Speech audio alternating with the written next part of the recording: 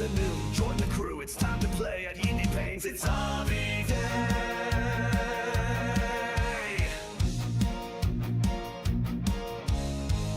In the warp, the echoes call. Fulgrim's legion standing tall. Color swirl, perfection screams. We're building up those demon dreams. Slanesh is watching rushes fly. Purple, gold, and demon eyes. Swords are singing, paints are bright. We're hobby heroes taking flight. YindyPaintZ, it's hobby time. Tastic pain and war crime rhyme. From the heresy to 40k, we build the madness the Yindy way. Kid bash kings and brushstroke queens, living out our tabletop dreams. So tune on in, come paint with pride. It's Hobby Hangout, Chaos Ride. Born from the storm, the phoenix fell. Now Fulgrim's children raise their yell.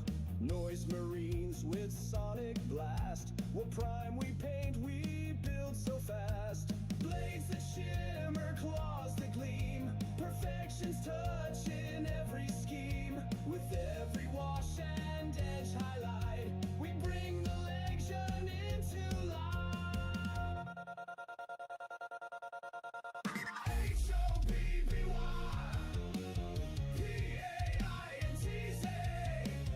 Yindy's got the skills to slay.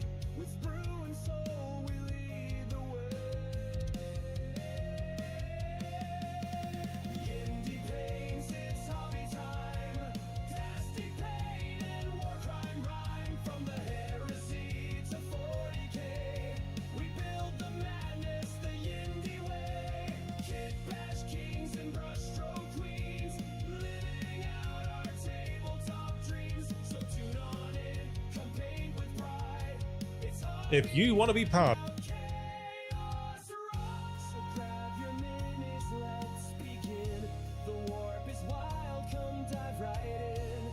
Fulgrim waits with painted might. At YindyPaintZ, let's hobby ride.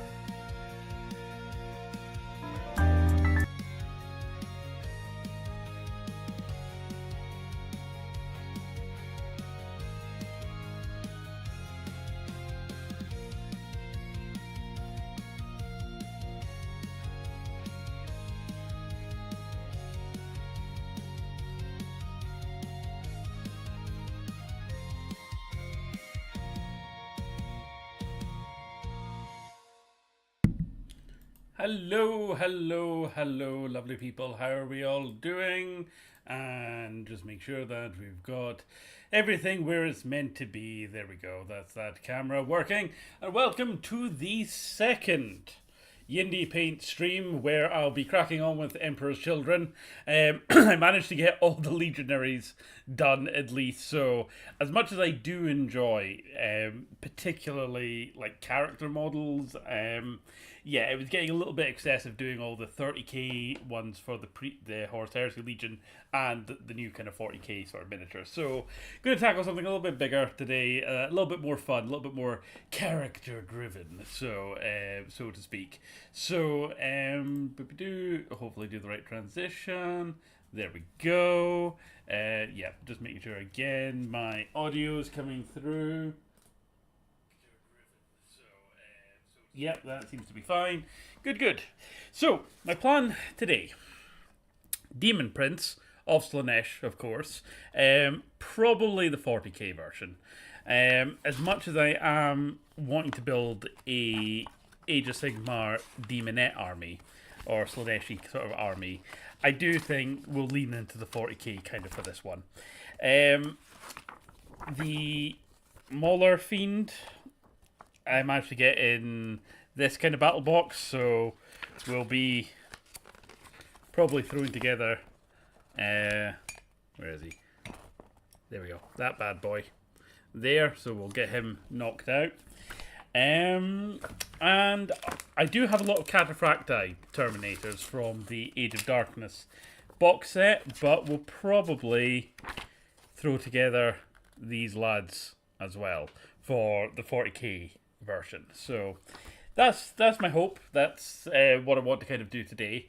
And then I'll be happy if I get these guys kind of built up.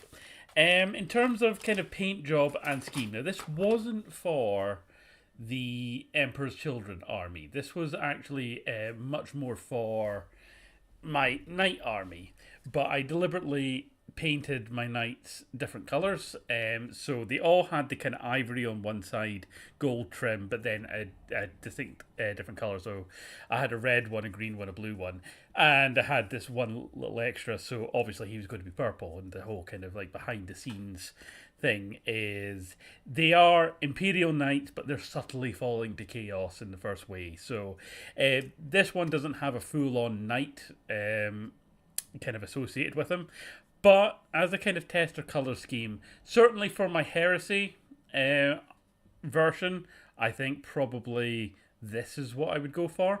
For the more 40k, I think more kind of clashing colors, more kind of madness in terms of hot pinks and neon greens and all that kind of stuff. So that's my thinking in terms of that. But like I said, I have bit off a lot more than I could chew in terms of trying to get everything built, of course. I do have, as we discussed last time, I do have Fulgrim Transcended, the Forge World Fulgrim there. He's probably going to be last. And I want to get some of the army painted up and kind of moving along before I tackle Fulgrim, and possibly maybe do a full-on Chaos Knight in this sort of style. I do have 2 Chaos Knights that I have. As I was saying, I've got one that I can do up like this, which thematically kind of fits with the army. Or I have the other Defiler that I was going to do up with the kind of classic Noise Marine with the guitar, and try and make that more of an art piece in the colours of Offspring Conspiracy of One. So that would maybe be a fun project, but I don't see me using that one necessarily in the army unless it's just for fun, you know. So sorry, some Tango Apple. So and yes, yeah, as you can see, we are for the first time actually streaming from YindyPaintZ, opposed to Play, at least on YouTube. On Twitch, we're still YindyPlayz. It didn't make much sense to make a completely new Twitch channel for the hobby painting. So Twitch might eventually get renamed to like Indie HQ, and if I'm ever doing anything streaming, it'll be on Twitch and whichever associated kind of YouTube channel kind of works together with that. So with that the case, hopefully I've set up the text to speak fairly well enough. I have tested, so if I go on to YouTube here, I've got it all on my laptop, and type in this should work. Maybe takes a moment or two. It was working. 4 half-wits and ADM. Said. Test. Okay, that's fine. It just takes a little while for it to come through. That's okay. That is okay. So at least I can hear people if they are kind of chatting away. So the last stream really kind of blew up on YindyPlayz. I think we had about something like 200 people on the stream, which I was really kind of shocked at, to just basically watch my only hands as I'm awkwardly sticking together Chaos Spawn. But whether or not YouTube will choose to push the YindyPaintZ stream being essentially its first real video, I don't know. But anyway, I'm always up for chatting, always up for a kind of hobby hangout. So with that, I shall stick on some lo-fi beats. I want to make sure that my audio levels, because I was streaming the Amiga 500 last night on the gaming channel, and only after the stream did I realise that the game music was way too fucking loud and was drowning out me speaking. So yeah, that's the thing when you don't have a co-host on. So maybe even just bring that down a little bit, maybe to about there. There we go. We got some like smooth background jazz on the go. So yeah, there we go. So I just want to just check a couple of little things, and then we will get right into it. Cool. Yeah. Oh, that's fine. Right. So we are going on to, I think, Daemon Prince to begin with. So we'll stick you. We'll stick you there. You could be a mascot. You can look after the glue. Right. That's the Maulerfiend. We don't need that just now. That's also the Maulerfiend. I can go over there. That's my Terminators. Here we go. This is our demon boy. Yeah, that's the 3 sprues for him and the base. Milo, what are you growling at? The dog's growling at something. Right. So we want 1 and 2.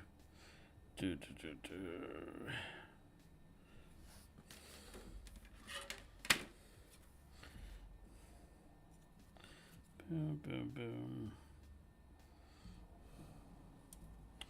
Right.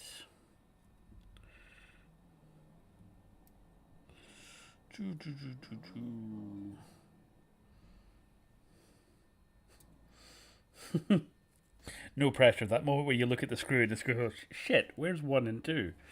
And where does it start?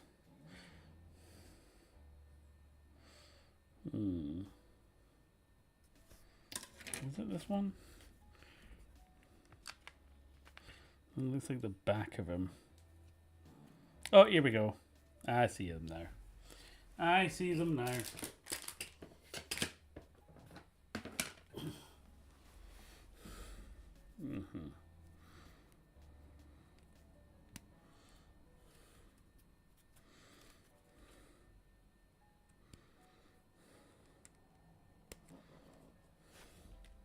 There we go. Let me just spin this around a little bit more. There we go. So a little bit more in frame. Cool.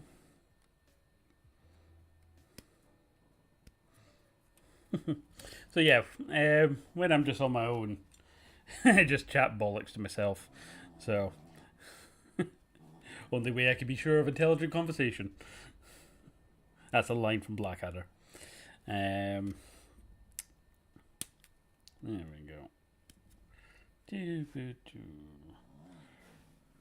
Milo, what are you growling at? He's lost something, or he's...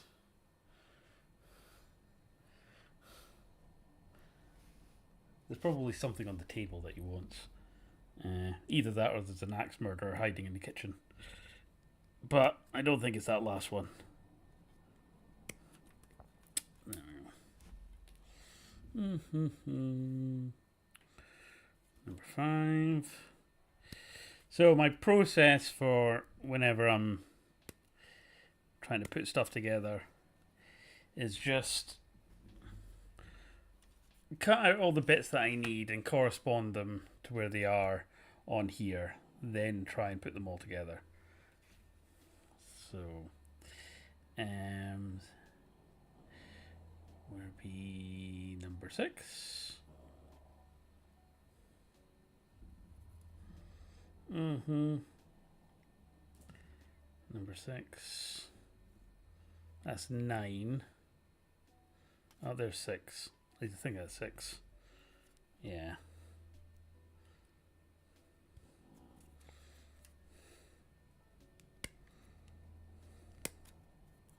Yeah, that's 6 there.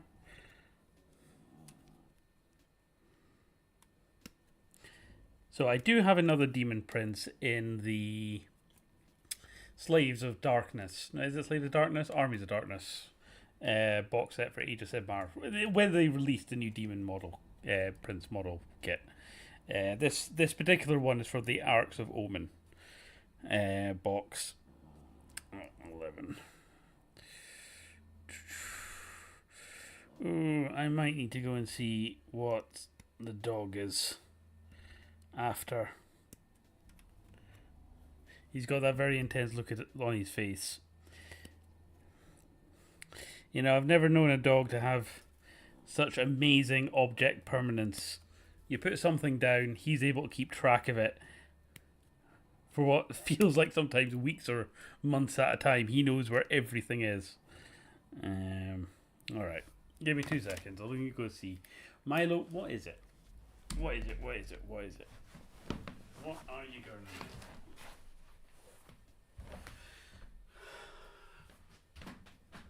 What is it that you are after? Is that it?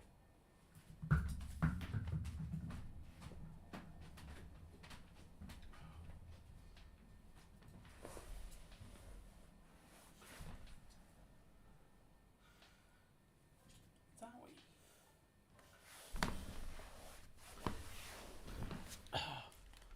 I think it's round the door, Milo. His Kong was under my bag. How dare I? How dare I? Right. Do boop a do.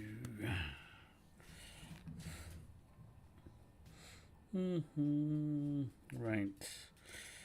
We're looking for a 9 now. I did see 9. Boom. Do do. There we go. 13 and 10.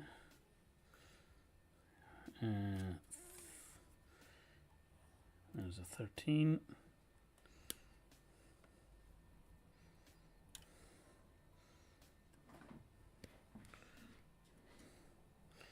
That's 13. And number 10. There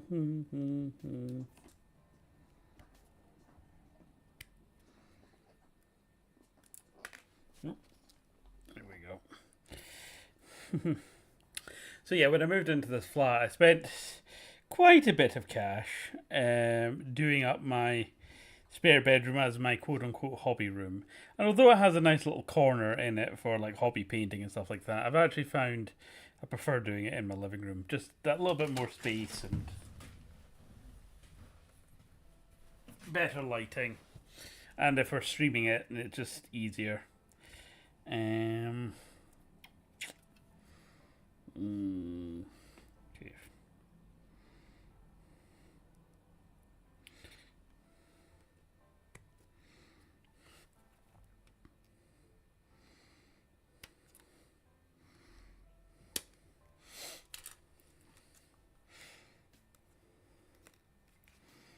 14.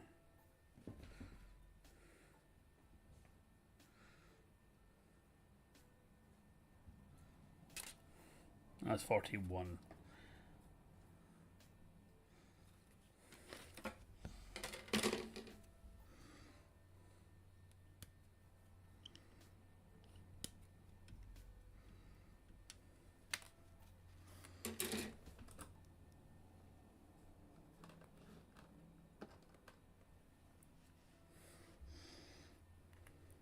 Okay.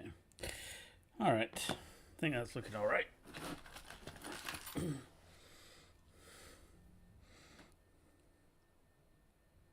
Try not to slice my finger off.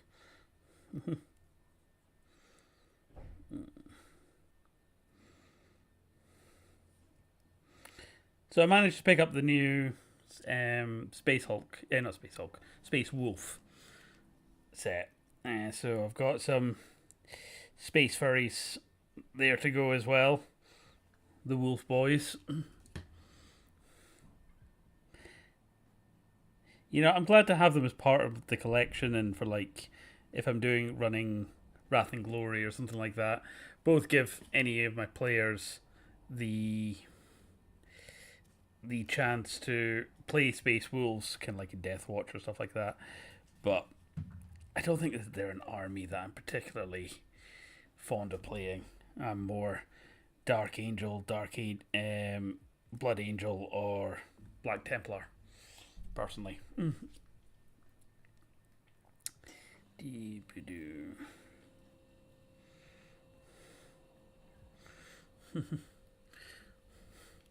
Right, if I spin the camera around just a second, so hopefully I can do this. So if I spin, you see a little doggy looking up. You on camera, Milo? Smile. He's not impressed. Oh well. Alright, fine. Bugger off then. Getting back to it.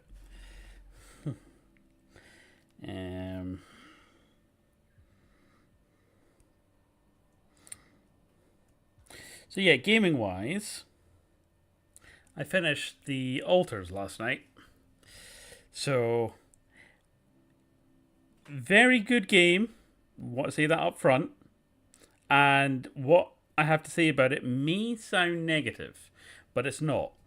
Because as Yahtzee kind of put it, do video games as a universal rule have to be fun? And I think what the altars 100% proves demonstrably is the answer is no. As long as the game achieves what it wants you to feel and what it sets out to put you in the headspace of. And in terms of, and I'm going to use a big wanky word here, Ludo narrative, I suppose cohesion, if you like, or diegetic storytelling where gameplay intersects with the narrative, the altars is one of the best examples of doing that well and doing that right. As in, there were several points throughout the game, especially with the timing mechanic of the sun rising, that my altars were rebelling on me, things were set on fire, I was running out of time, and I was sitting there going, nah, I fucked it, I fucked this run, can't do it, we'll need to like restart and this time have a fresh, clean start, doing the game now that I've got kind of a handle on it. But then a little voice at the back of my head kind of pointed out that that's not the intended experience. It's actually said early on in the game, you're not going to please everyone. You're not going to be able to do everything. You're not Jean-Luc Picard, being competent and seeing everyone through a crisis with grace and dignity.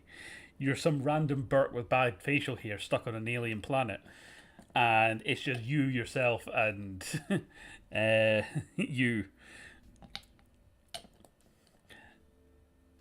And one of the other altars even points out that the big quantum computer that finds all the other altars, of all the different versions of you that exist, Rick and Morty style, not one of them is an officer or a captain.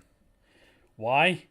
Because inherently, John Dolsky is just a shit leader.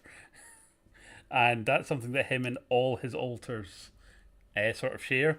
So you're meant to feel powerless. You're meant to feel stressed. And that you're barely making it through day to day. And that really is the kind of message of the game, where my altars are rebelling, shit's going down, but I'm kind of sitting there going, look, if I can just hold on for like one more day. I think that goes in there. God, this guy's got loads of weird angles to him.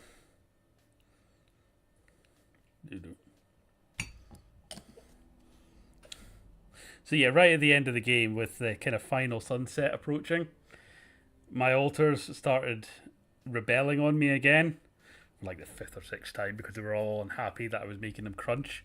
And I'm like, I'm sorry, there's a big ball of radioactive death balling down on us. I'm sorry that I'm asking you to work overtime, but by all means, spend our last remaining hours in the contemplation room at the seaside beach listening to Enya. I'll be here where we're all burning alive. So, right. Okay, where does this go? This...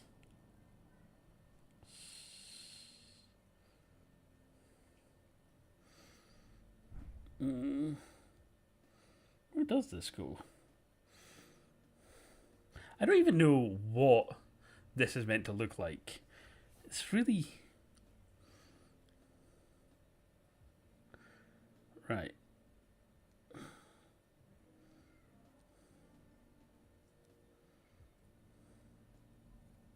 Oh, there we go. It's meant to go in like that. Right. That's why you always want to dry fit your pieces first.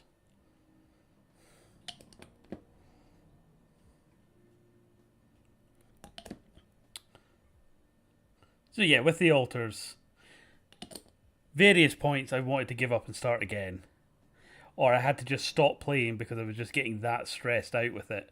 That every 2 minutes there was a radioactive storm, or my altars were upset with me, or I hadn't quite crafted the next mission critical story element that was, again, barreling down on us. But once I kind of embraced the mindset of, as long as I can make it to tomorrow and buy myself that little bit of extra time, then I'm doing all right. I'm going to take that as a win, which I think is a very powerful just lesson for life generally. You know, I kind of feel like that half the time in real life as well. Just, if I can make it through today, then, you know, tomorrow's problems are tomorrow's problems. At least I've bought myself the time to kind of deal with them. Right.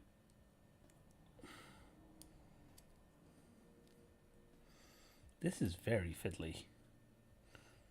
A bit of mold flashing here. And in terms of my ending for the altars, it wasn't the best possible ending that you could have got, but it was the narratively satisfying ending for all the choices that I'd made. You know, half my altars revolted on me at one point as a kind of scripted story thing because of a choice I made, and they all decided to set themselves up Fallout Shelter style on the other side of the map, and basically leaving me in Act 3 with only 2 altars to work with. But you know what, even though they mutinied on me, we made up. I kind of helped them get them set up as much as possible, and we shook hands, and I even got a super rare achievement for helping them out.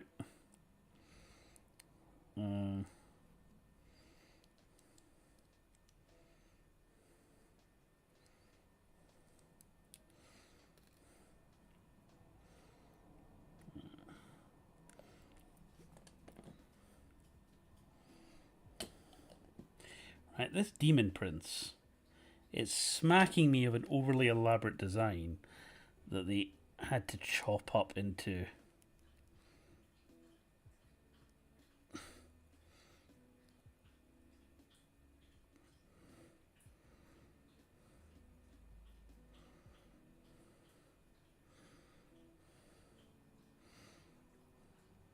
Okay. Right, I think that's him looking.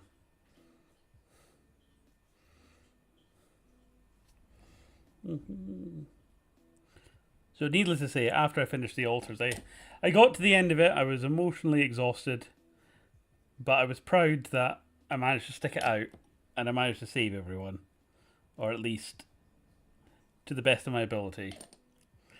But then I was like, right, I need a game as a palette cleanser. Yeah, something bright and colourful that's not so demanding.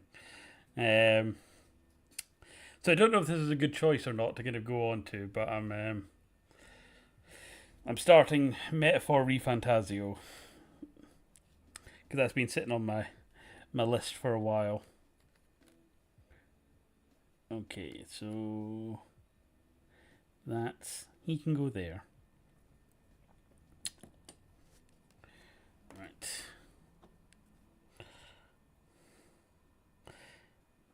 So getting back to 40k and kits, I've managed to also pick up the new kill team, so it's on its way.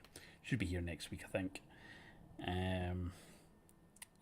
I did kind of want to pick up more Grey Knights when that kit comes around, with the new kind of upgraded dreadnoughty alien harness thing.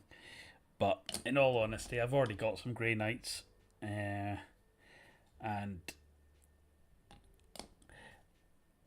just the way cash is just now, I'm trying to save up to get car sorted and that, providing I pass my test in August. So yeah, sadly I might need to let that one go. There we go. Oh, look at that. Look at those buttocks. Yeah. Don't miss glute day. Right, there we go.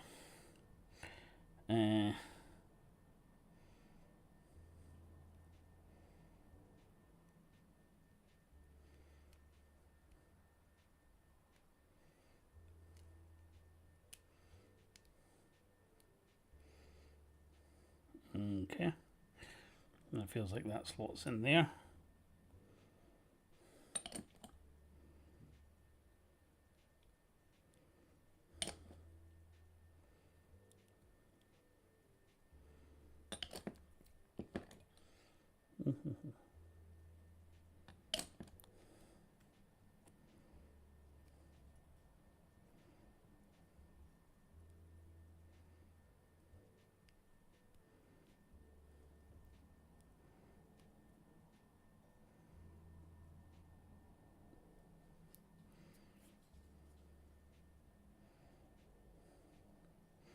Okay. There we go. That doesn't look horrible.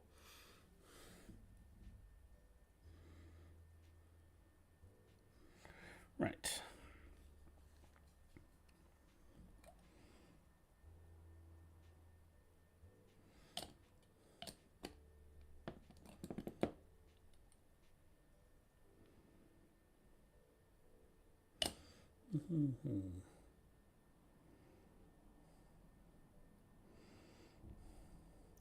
So as I was discussing in the last stream, because I've got so much to do on this army, yeah, there's all sub-assemblies and shit like that, and probably for like the big boys like Fulgrim and that, yeah, for 178 quid model, it's worth maybe sub-assembling them, but for your rank and file kits like these, I think, nah. Just build them all up. I'll base them before I prime them. And then quick Zenithal highlight, and then try and speed paint as much as possible. At least that's the plan.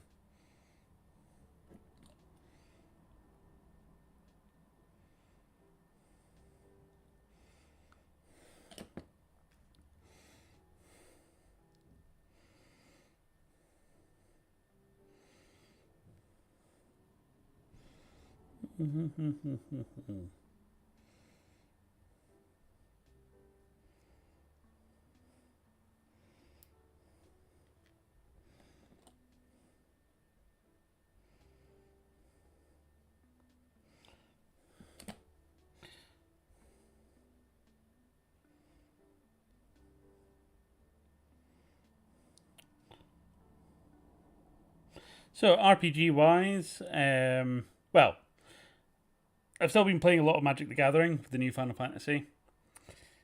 Managed to get a fair bit through the collection.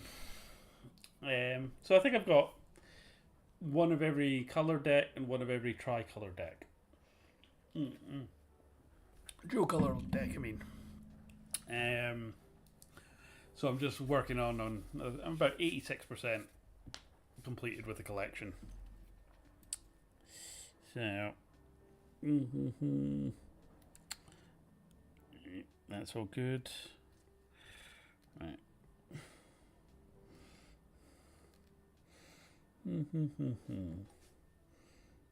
And yeah, the Tuesday group, my home game. We've got, I think we're playing Pathfinder this Tuesday, trying to finish up the level that we're on. And then I'm attempting to run Vampire the Masquerade for the first time. Which again, right, as a system and as a setting, I love, right? I think it's really interesting.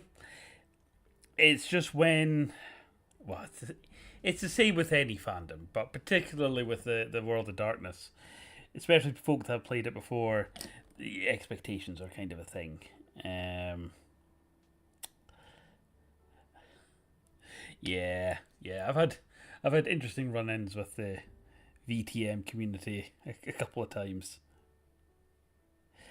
And the thing is, I get it's people being passionate about their games, and in some ways, you know, I can sure I could probably be the same about Warhammer, but yeah.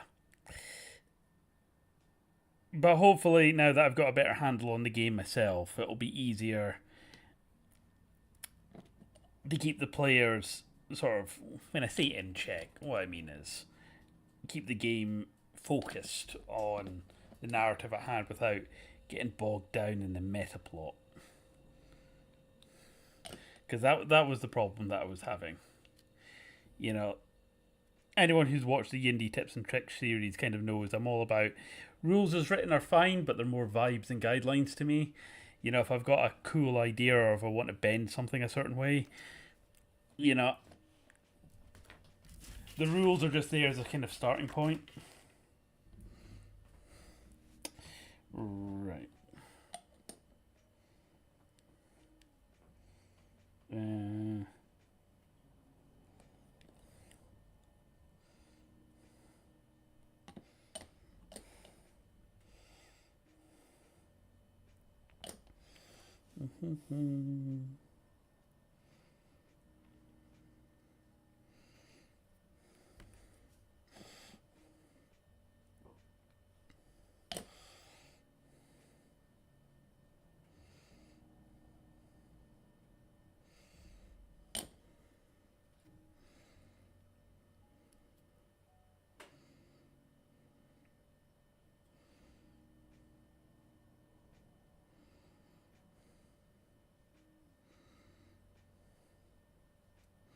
There we go.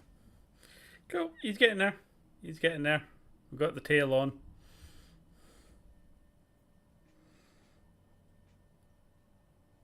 Right. That's cool. So I'll pop you there just now.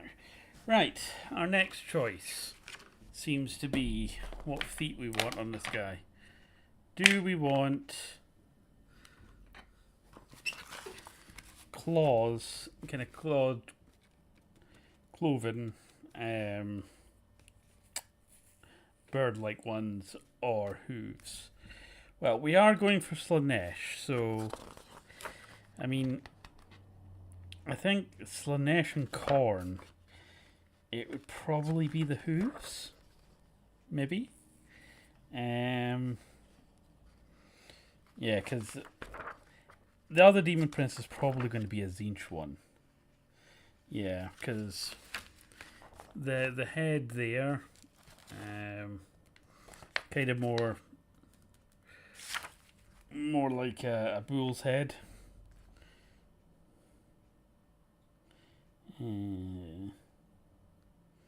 Yeah, so hooves would probably make sense.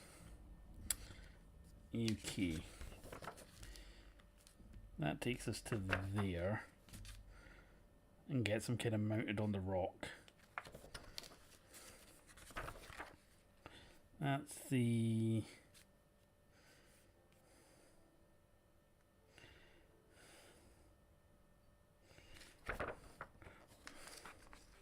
what are the weapon options for this guy? Those are the wings. Yeah, I think we're definitely going with a sword for him.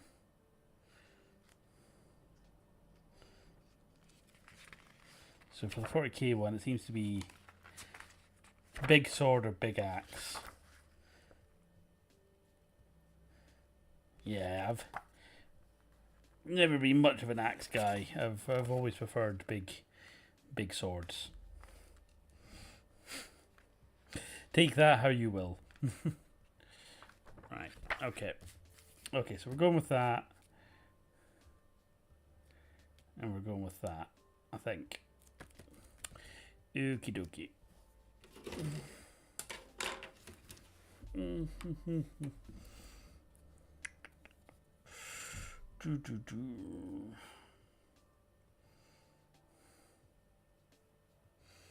Where are the 20s?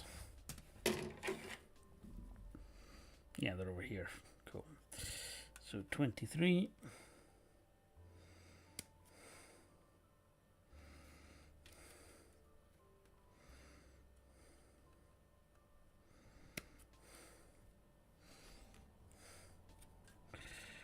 $22.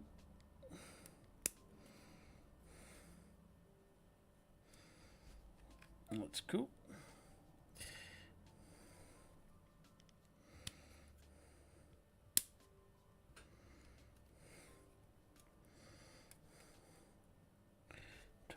$24.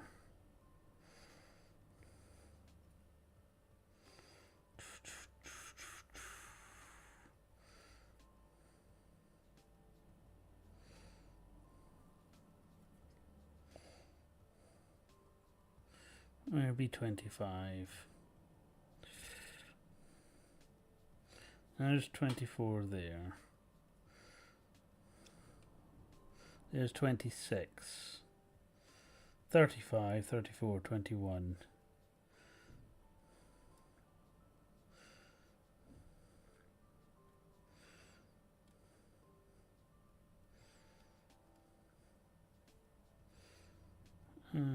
Oh, don't tell me it's on the sprue.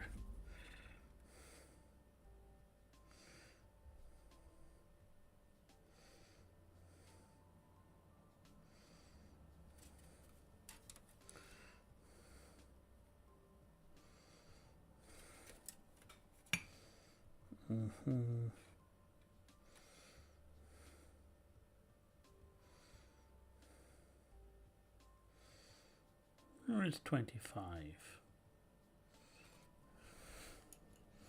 There's 25.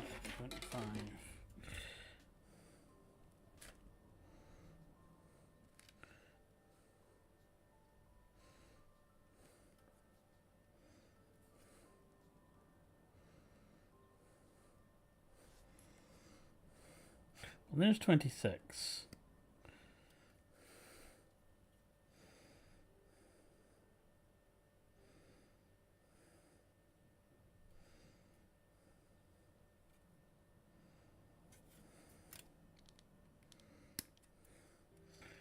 Well, 33, 23. That's 27 there.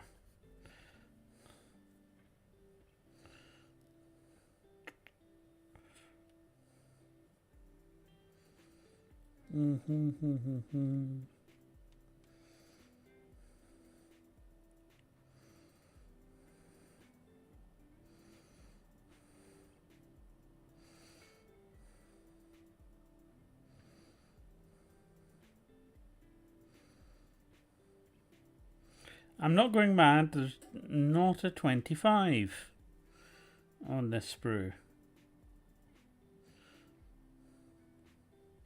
81, 82, 92, 80, 19, 18, 20, 21, 34, 35, 32, 40, 69. It must be on this one somewhere, hiding.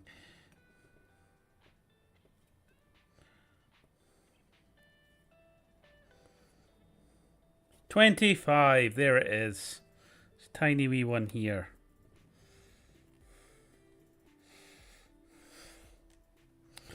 Right. Okay, that does those ones. Right, we're looking for 31 now. I think I did see 31.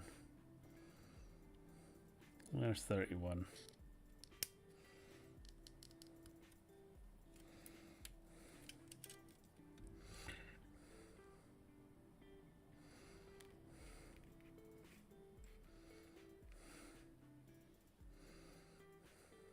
Okay.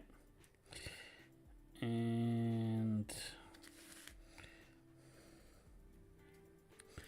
16.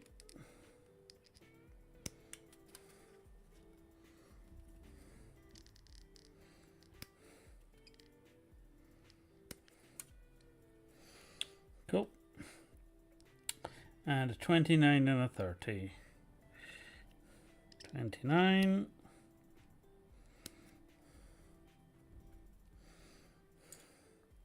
And 30. 31.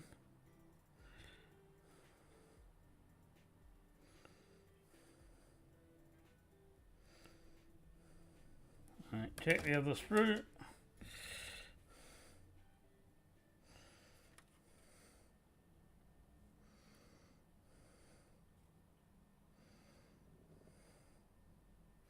Love the random Stormcast head.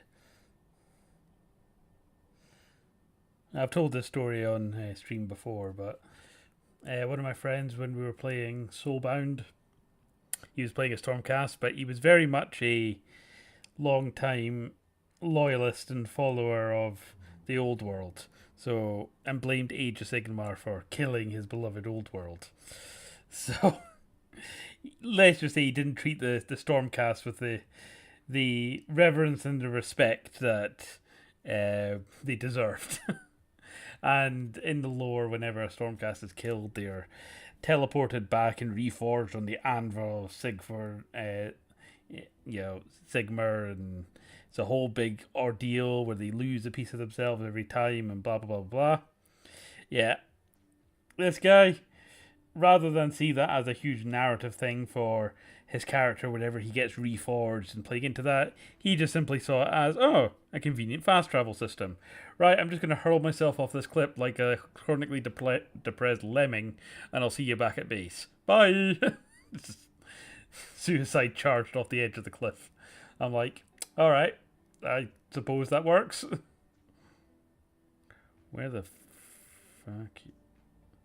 Right, I'm looking for 30 again. Now, last time it was on the other sprue. Am I just being daft? There's 34, 35, 32, 33, 31, 28, 27, 36, 38, 30. Yes, there is.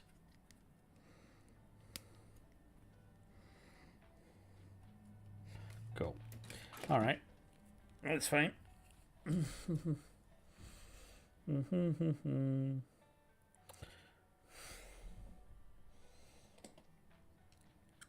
Okay.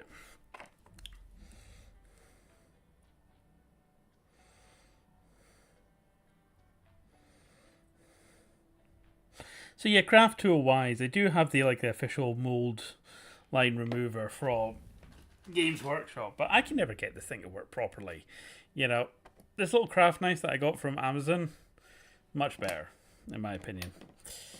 You just need to be careful that you don't gouge bits of the plastic out.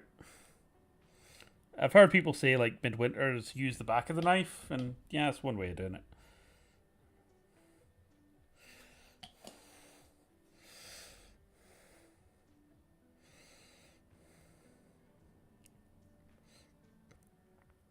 Yeah. Cool.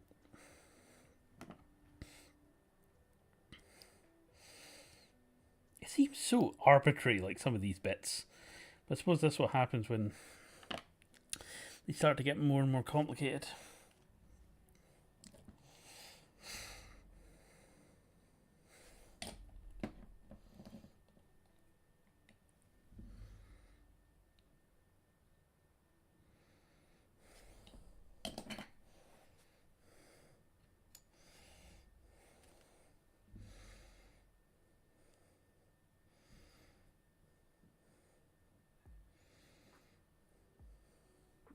Okay.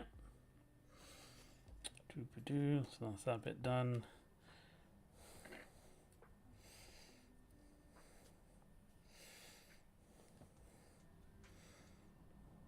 Oh, look at those buttocks. Look at them. Nice and tight. That's what we want. That's what you want in your Daemon Prince.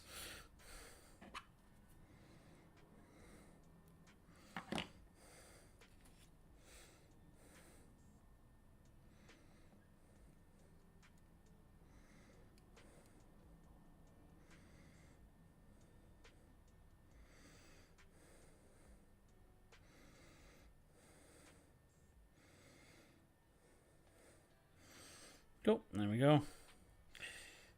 Hoof number 1.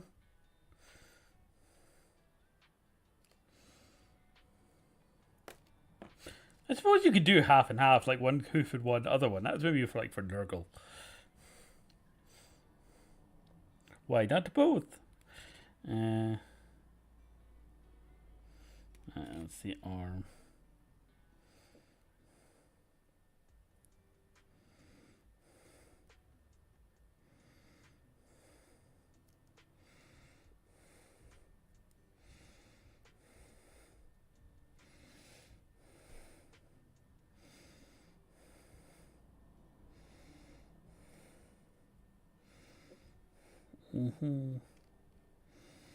That looks like it's that way.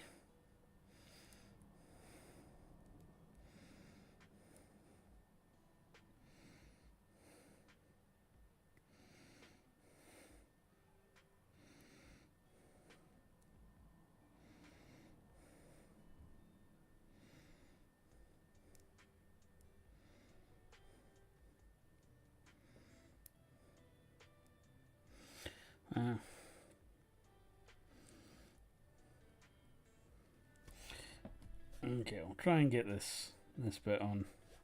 This one feels really fiddly.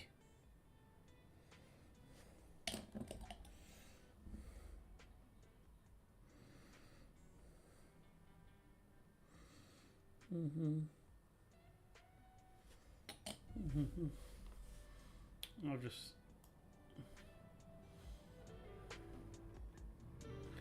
there.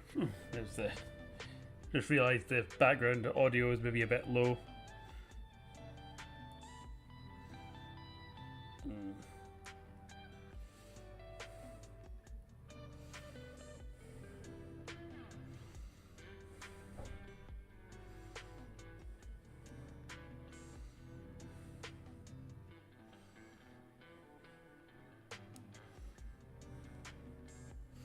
I think that needs to be neater.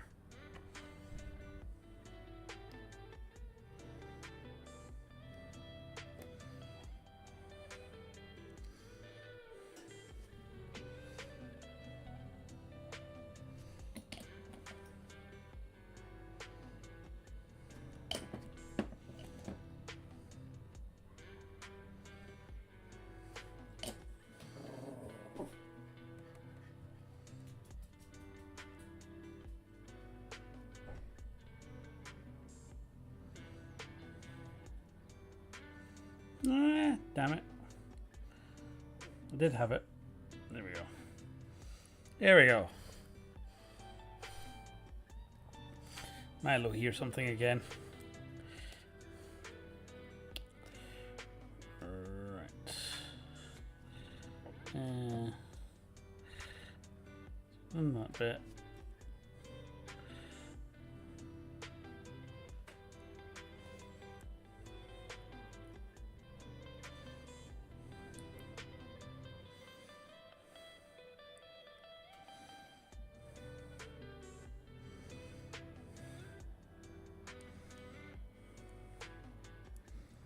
Oh, that goes in like that, right?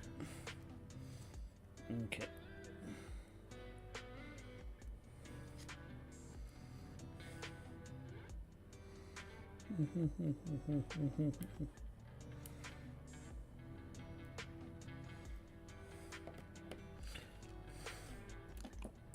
So another RP that I want to get back into. Maybe not spend so long pissing around on the peripheries, but actually just start off with the main campaign is The Enemy Within for Warhammer Fantasy Roleplay. Because I've got all the books.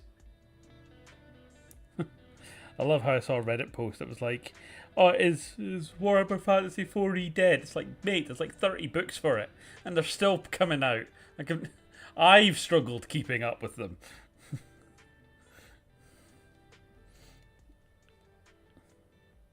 Right, there we go. Sweet, sweet, sweet. That's fine. That's fine. So this, you actually want to attach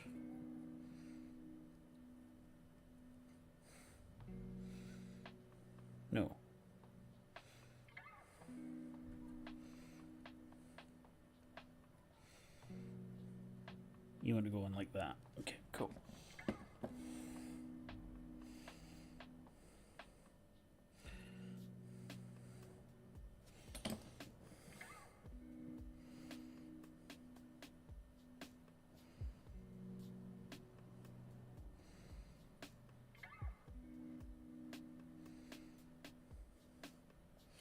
Okay, there we go.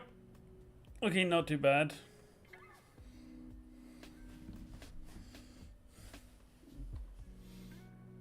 Turn the chill music up a little bit. Oh no.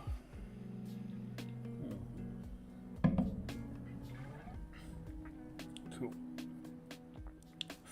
Right.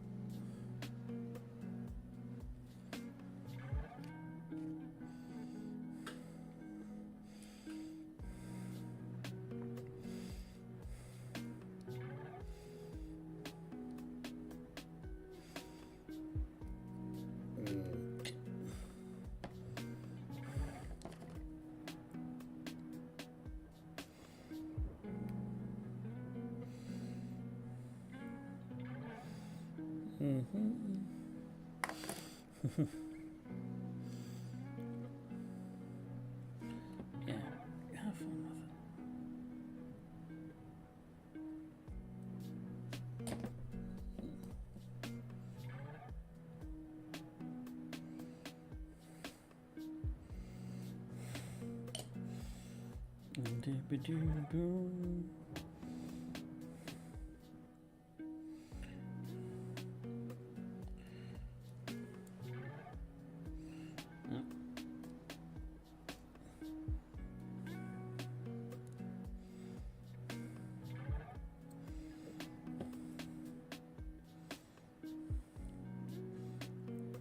So Warhammer book-wise, I've started listening to the Cassius Kane books.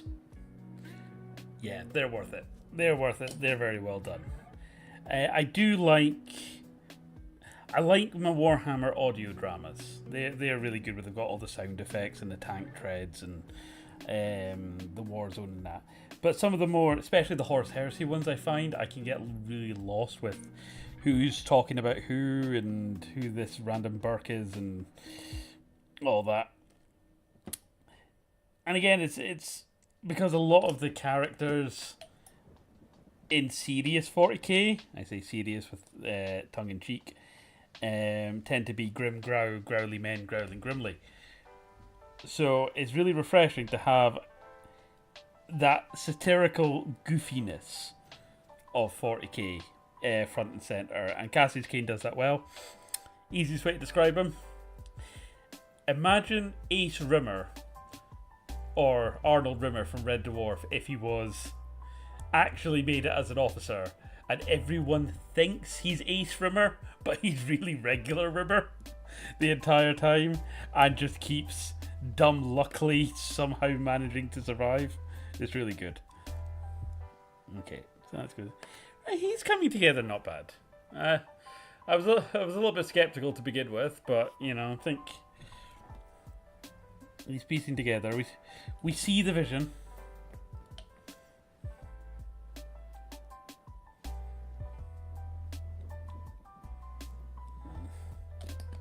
This glue keeps running out as well.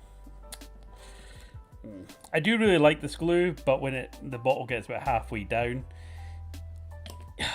I need to shake the bottle to like get the glue up onto the brush.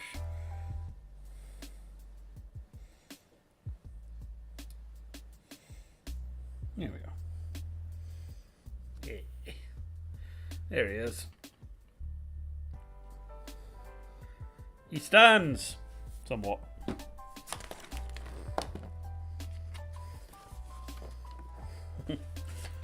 As long as they don't get any on the coffee table, I'm okay. Right, so I think it's just gluing them down to the base. Right, I'll give that a second to do its thing. Right, we don't need that.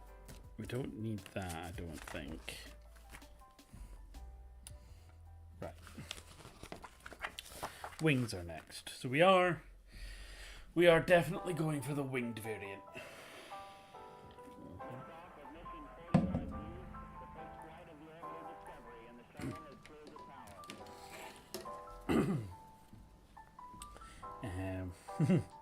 Thankfully, I don't think I'm going to get lost. I wonder, where's 61?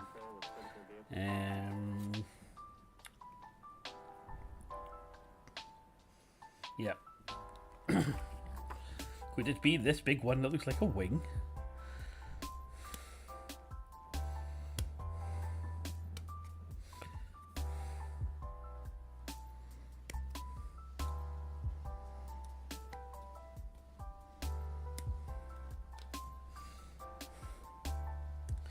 So yeah, as I was saying, that's my palette cleanser game. Well, I say a palette cleanser. It's not really a palette cleanser. A palette cleanser is something that's only a few hours long and you can knock out in a few days, and it just kind of resets the momentum. So I'm going to give Metaphor Refantasio, make that my main game for a little bit, I think. See if I can blast through that one.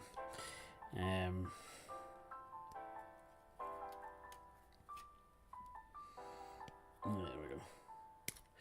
Got quite a lot of the 40k games there that I really need to try. The new Chaos Gate, the one with the Grey Knights.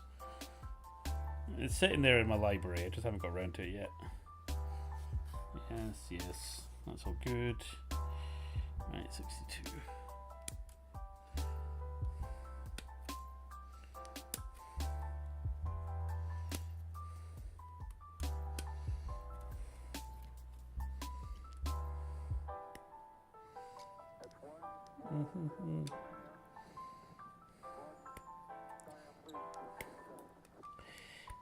I'll need to stream Space Marine 1 Mastercrafted and maybe do a follow-up Space Marine 2 stream. They would actually maybe be a good palette cleanser, actually. Yeah, because I can maybe do the campaign on stream.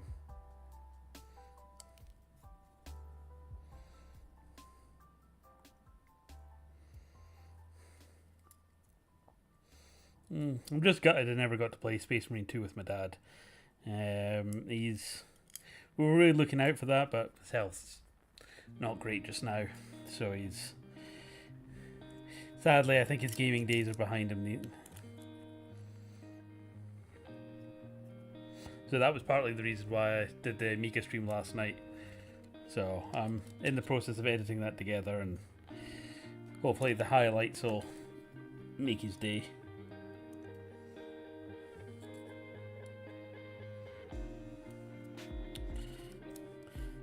So the other reason for an earlier stream tonight was I'm working tomorrow.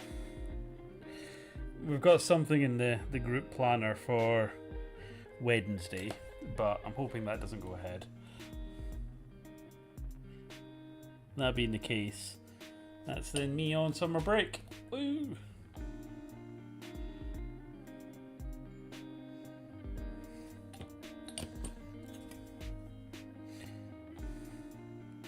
Academic holidays for the win. Right.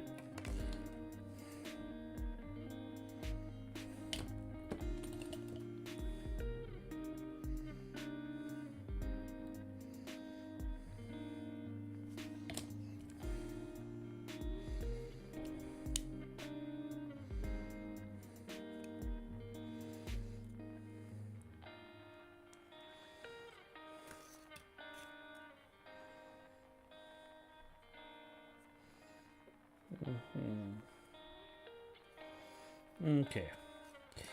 Alrighty.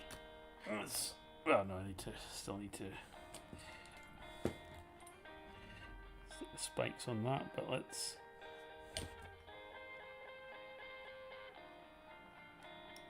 see if we can stick you down.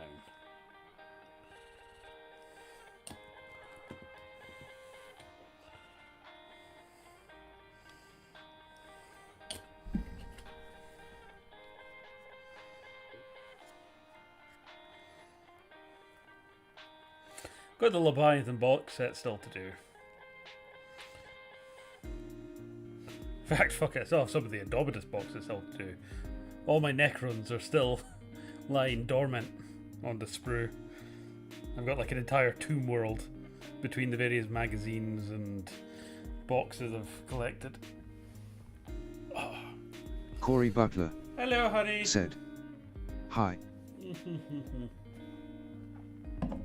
So hopefully this music's a little bit more chill for you compared to the blasting Amiga music of last night. So again, let me know if my audio levels are alright. There we go. So that's what we've got so far. Oh, there we go. We're getting there, slowly but surely. There we go.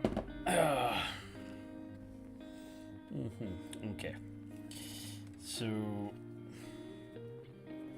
presumably you go on like that, and yeah, I need to make sure these connections. Corey Butler said, "It's perfect grinning face with smiling eyes." Good. I'm glad. I think I turned down the background ambient chill music a little bit too much at the beginning of the stream, so I'll need to review it back. I've said to Tavares, you know, get a few multi-stream ideas on the go, so we'll maybe do some games together.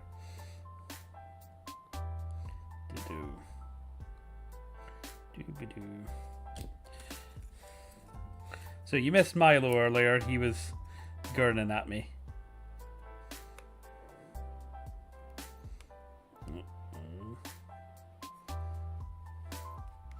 Is that a connection point that's jamming?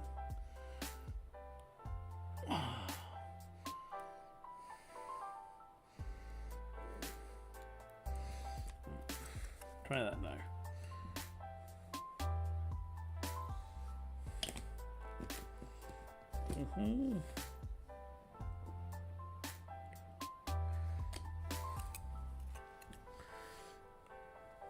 There we go. Much better fit. Corey Butler said, "Oh, Baba." If you wind back the stream, you'll be able to see him. There we go. That looks impressive. Raw. Oh, I forgot to stick on. Yeah, the little spiky bit. 112. There's 112.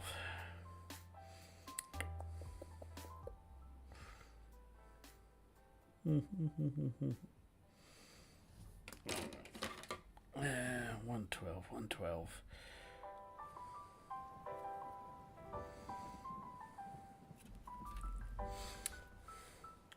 So the missus has been really into her crochet of late. Corey so... Butler said, "Oh." So I'm sure you could do your own little craft hangout stream. What's 112? Yeah, it's 112 I'm after. It's this one. So how many rows is that you're up to now?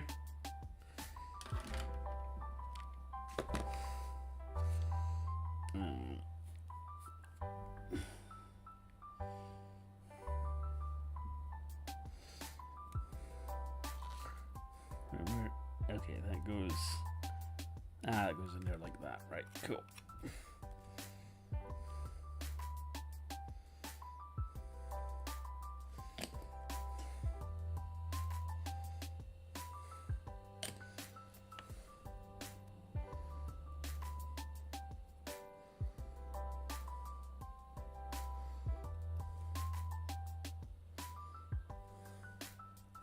There we go. So yeah, that's what I was talking about in terms of chill out games. I was maybe going to play Theme Point Hospital, but do a sandbox map and try and base it off Scrubs and name all the doctors: JD, Elliot, Dr. John Etor.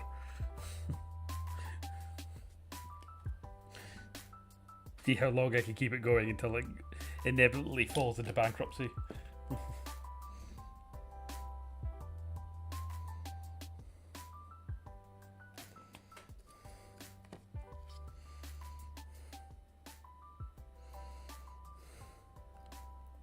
Corey Butler said, "Done 33 of cream but on leaf design over halfway done." Nice. You're going to turn into my sister soon. I'm going to blink and half the flat's going to be crocheted.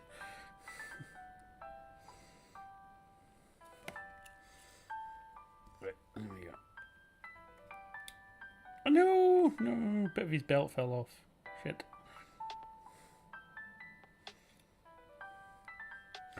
Oh wait, no, no, we're fine.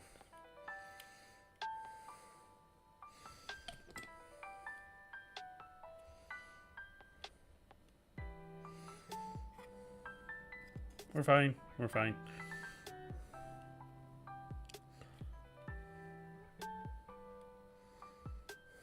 No, his wings.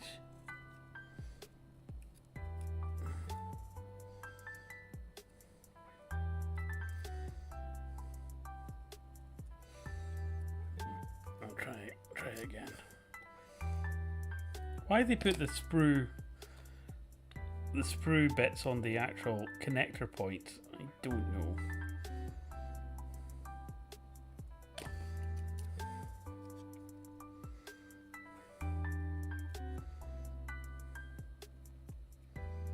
There we go.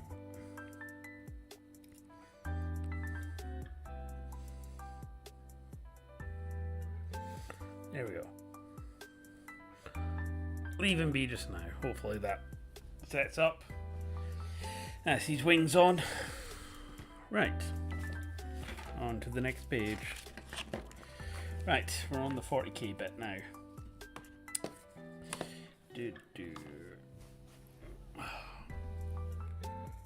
Corey Butler said, crocheting just now.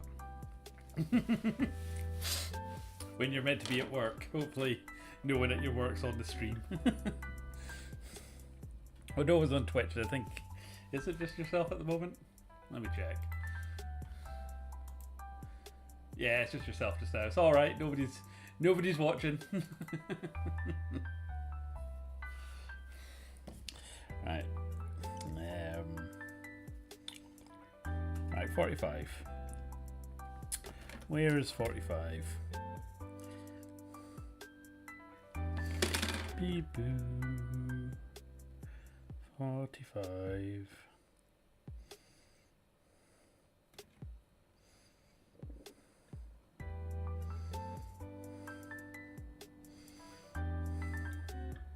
There we go. Is that right?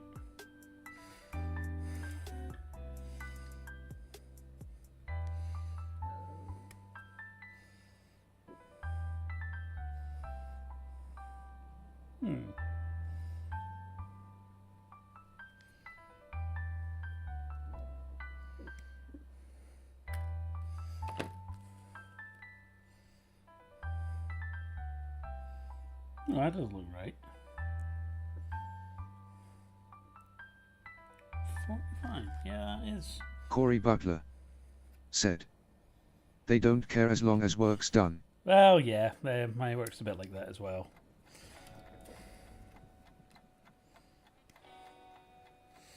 There we go. Right, it's going to be this. That's going to be the bit that needs to go on. What was the bit that I cut out there then? Oh, it might be an 86. Oops. Oh well. 46. That's you. Boo, boo, boo, boo, boo, boo. 47. What's this bit?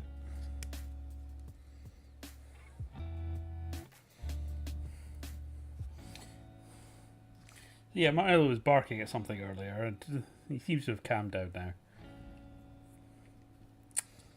48.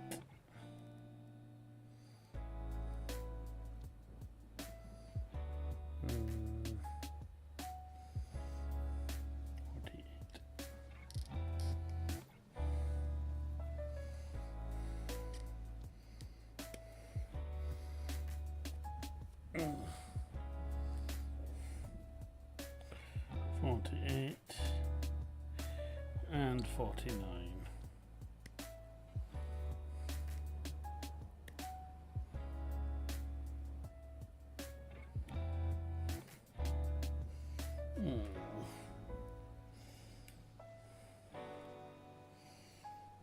Okay. 50 and 51. There's 55, 54.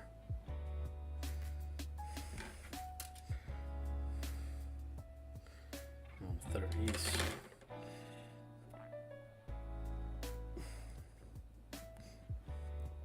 50 and 51's up here.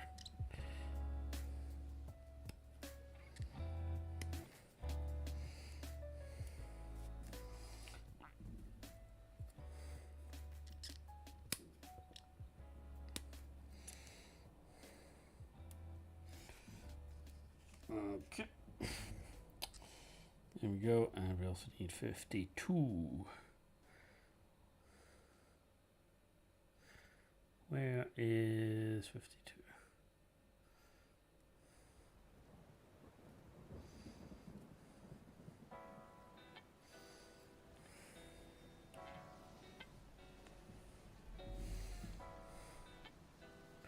There's 42. 52. Here's 52.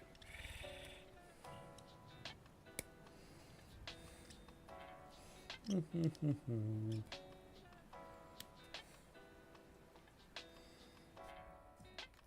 we go. And 56 and 57. 56 and 57. And 55. There's 57. Okay. 56. Where be 56? There's 58. 55.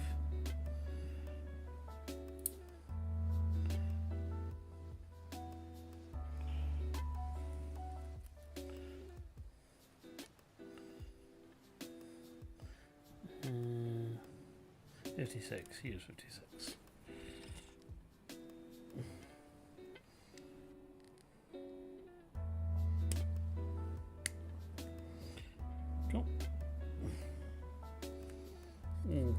And then 58. I did definitely see that one. There it is.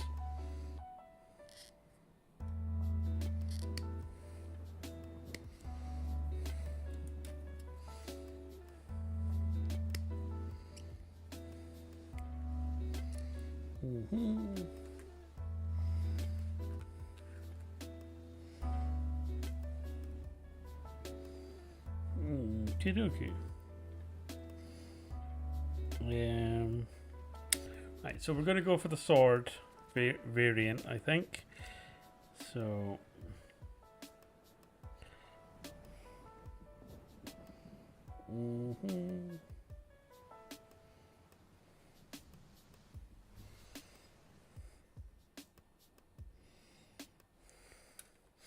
that's obviously 101 or 110 for the sword.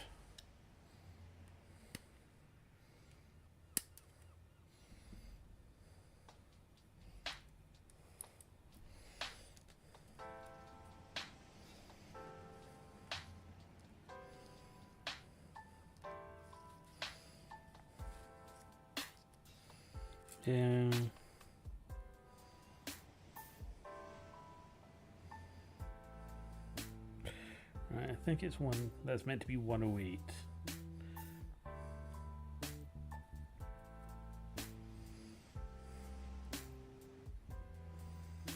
Oh, that could be one of these.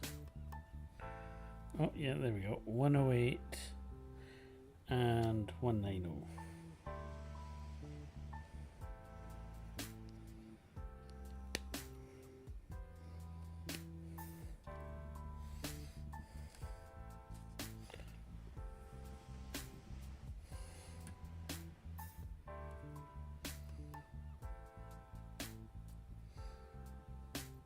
Where's 190?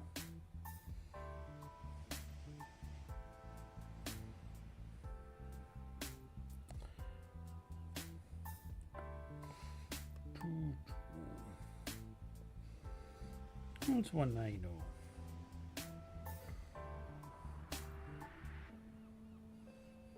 There's 105. It's 109 I'm after.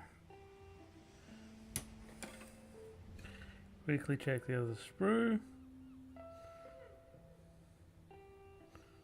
No, I don't think it's these ones. No.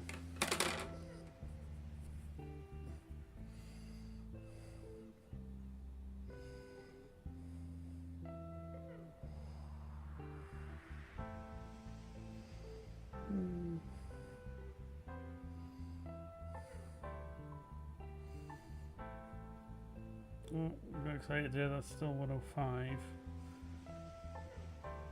109. 109. Here we are. Right up at the top.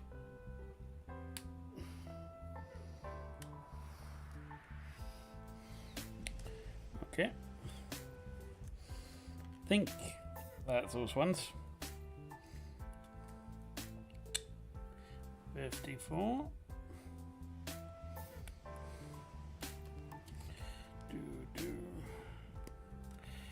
Do.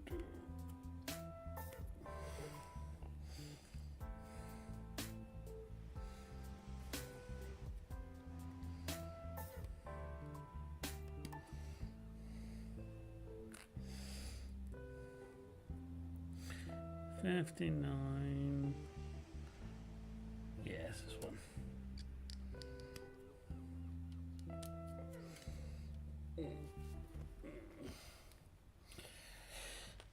There we go. And I think that's all of that.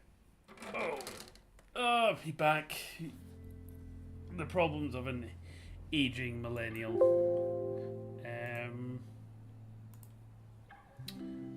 Actually, give me a second, because I'm just thinking.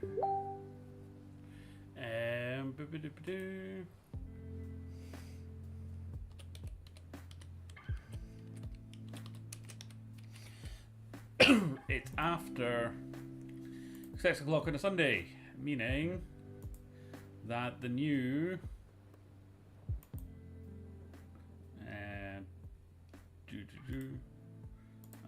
desktop audio.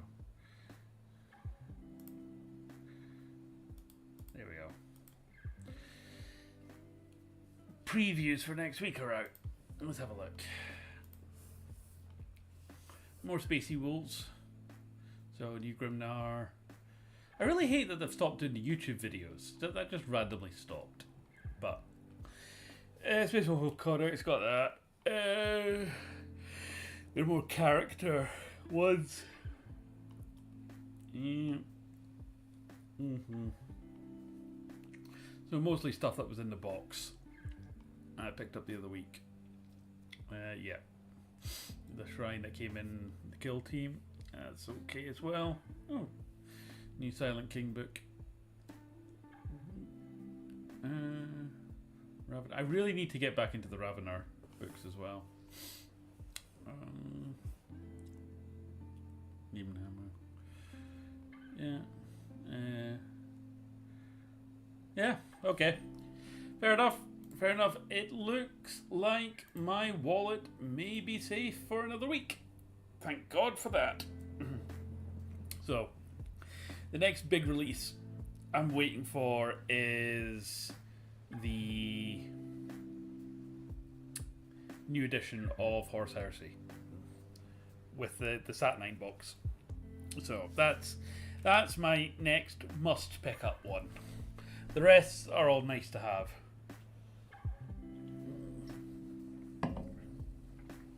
There's not been that much for Age of Sigmar of late, I've noticed. Right, hopefully you've had a chance to dry.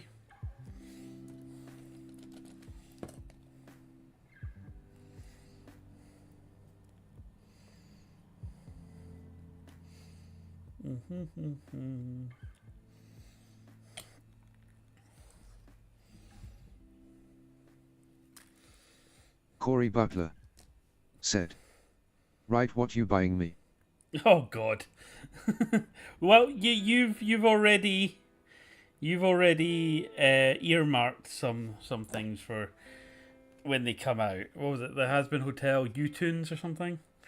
So just means I get to spend more on dinner. Yes, we're having friends over next week for a dinner party. Terribly middle class, darling.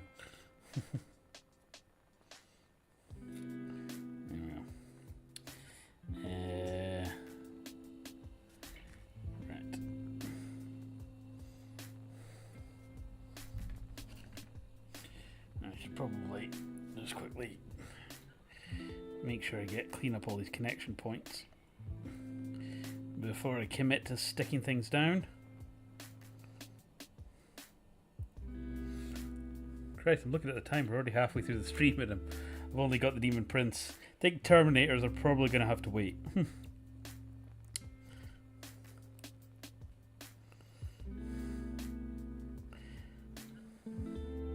The Maulerfiend's big, but I don't think he's that complex.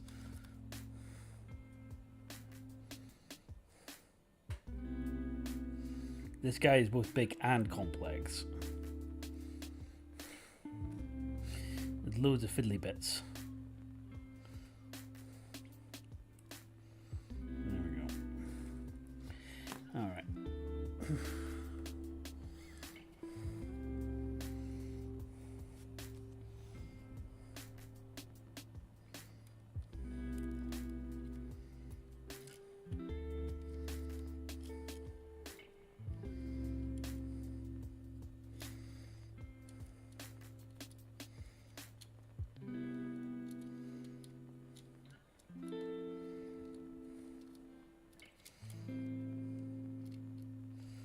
Ah, I see how that goes. I see how it is.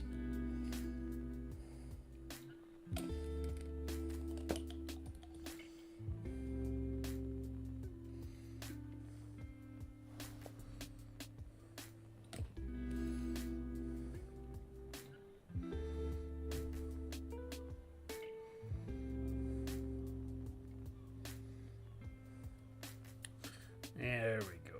That's how his armor goes on. So, same again for the other side.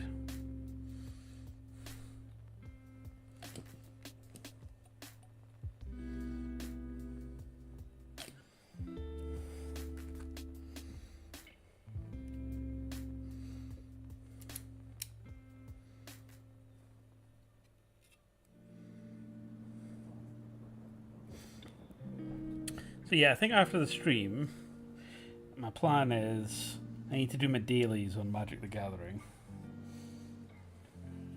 And then after that, Metaphor Refantasio.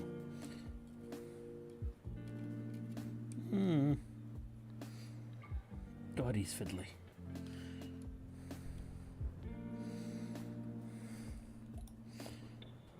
Try and get a bit of glue in there.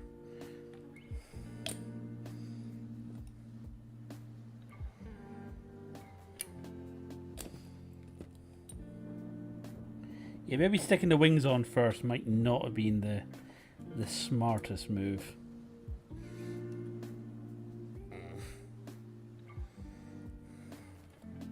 Now, which way round is it?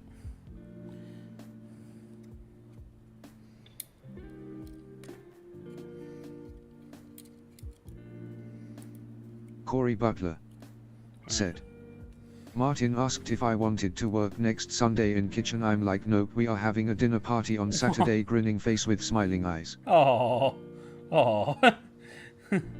I'm sorry. No, I'm being sociable.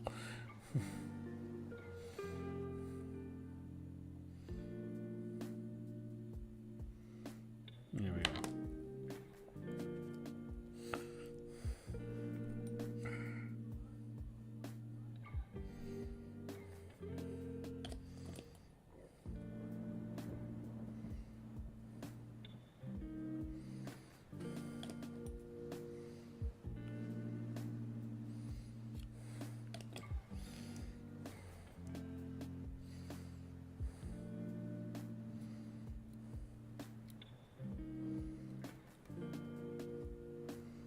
There we go.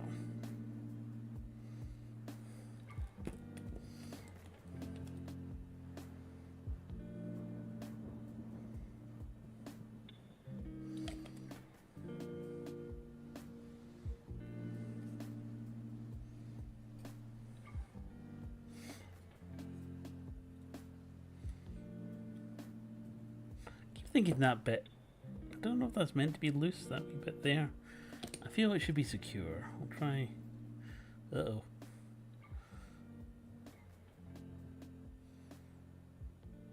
Oh, it's this. And she's leg that's a bit dodgy. Right.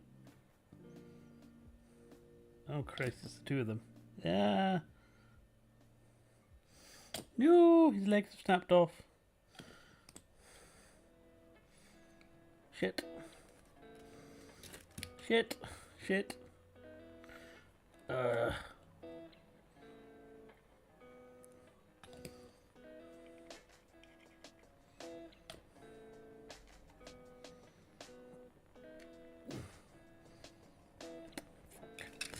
Bollocks.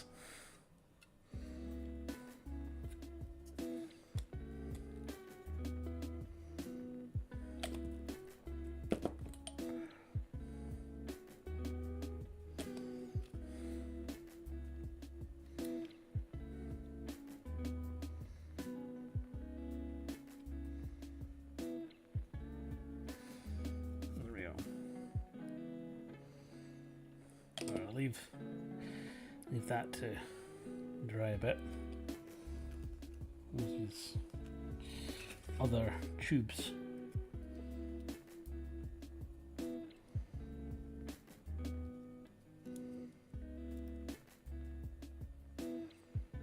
Okay, there we go.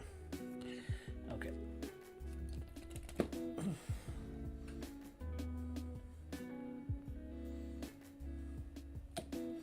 And they wrap around into about there.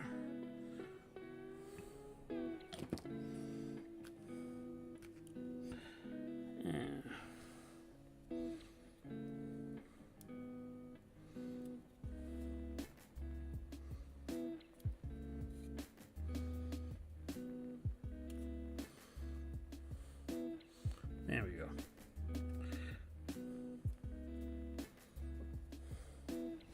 Right, hopefully that holds. Give that a little bit more time to set up.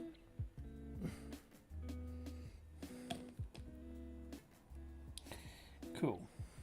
So we'll pop him there just now and let those set up and do their thing.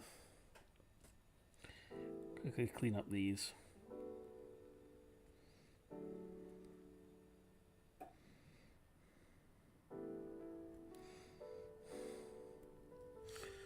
There we go.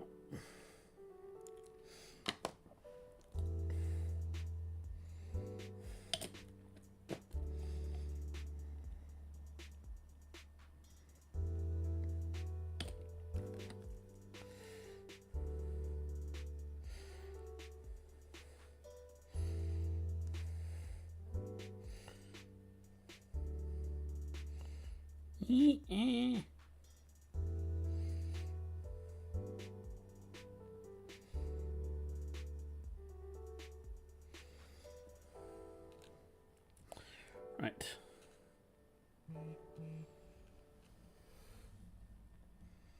Yeah, well, that's fine. That is fine.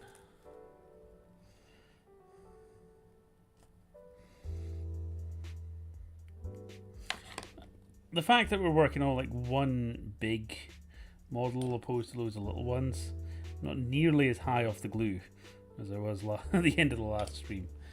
Like, I think I had to finish that stream up because I was genuinely feeling lightheaded. I've lost his fingers. Where have you put your fingers? Yeah, yeah. Oh, there.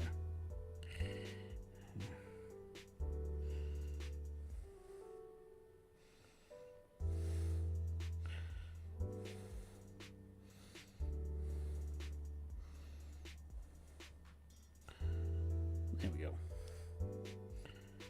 Okay.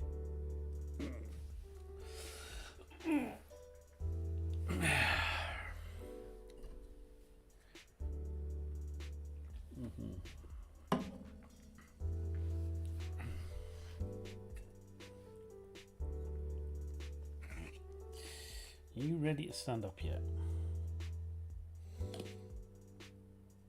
Are you feeling fairly secure? Right.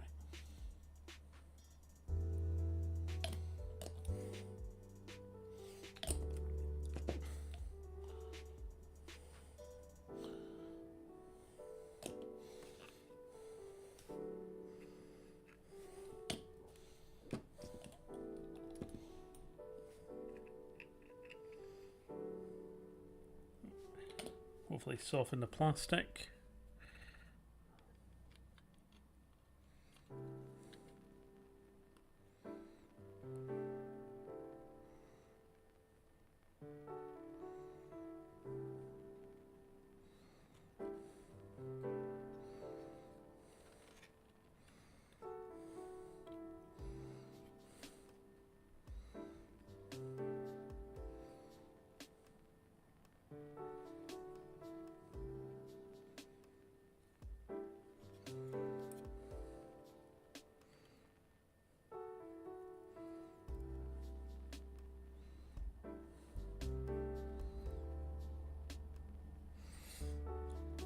Okay, I think I need to hold this for a while.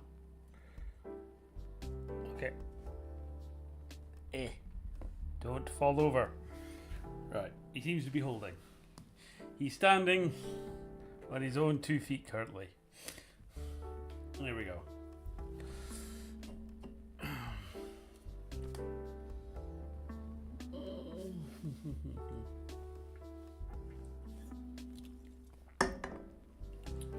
Right, let's get the next.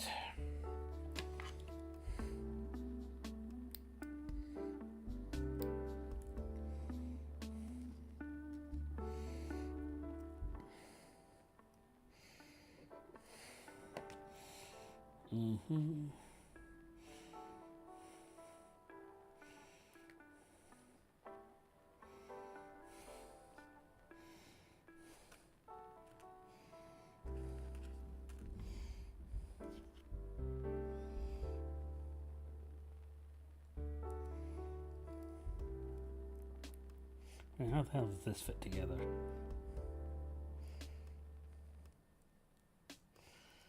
Does it go like that? No, no.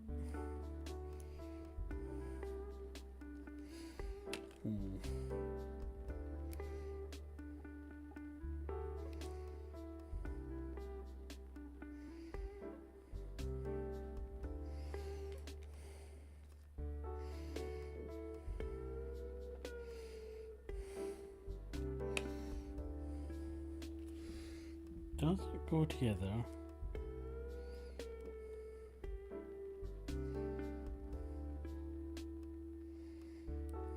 Cobalt Kitty. Hey, Cobalt. Hey guys. How you doing? And so, did you see the short of episode 13's up? Full episode will be out this Thursday. So, we're getting there with Cobalt halfwits. Kitty said. How's going? Cobalt alright. Kitty said. Yes. I'm getting close to finishing up for the holidays, so I'm going to try and stream more over the Cobalt holidays. Kitty said. I'm so excited. Also, I completely forgot that it was Steve's birthday yesterday. And also, we would have actually finished filming Halfwits day 1 on Steve's birthday 2 years ago. Jesus Christ.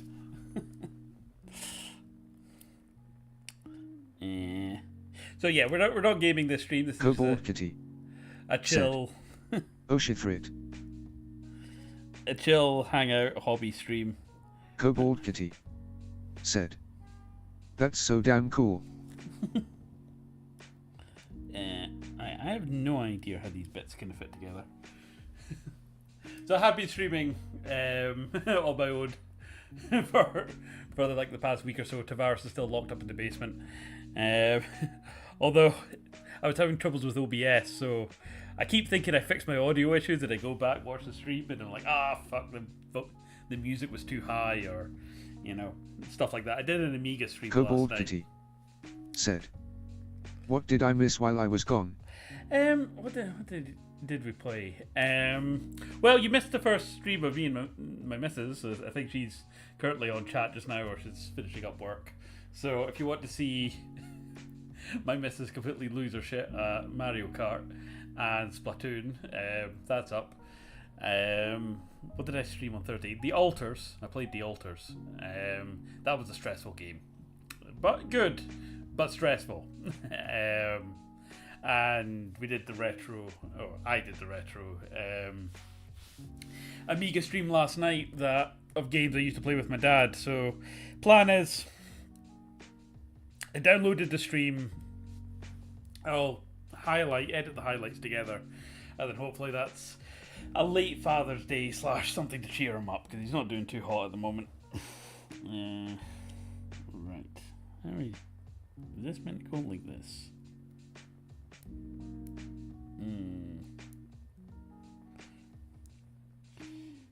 I've no idea if this is fitting right. The problem with Chaos Demon Lords and stuff is they're all spiky bits, and it's not sure where they're all meant to intersect.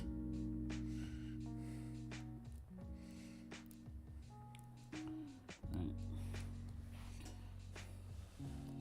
So I'm trying to line them up.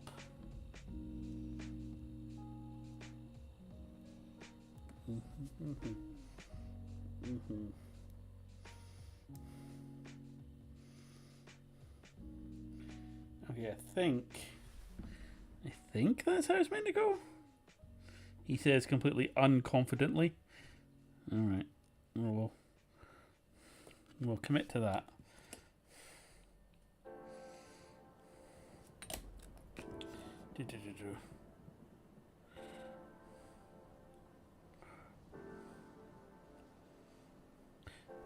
But yeah, we've got more time for streaming.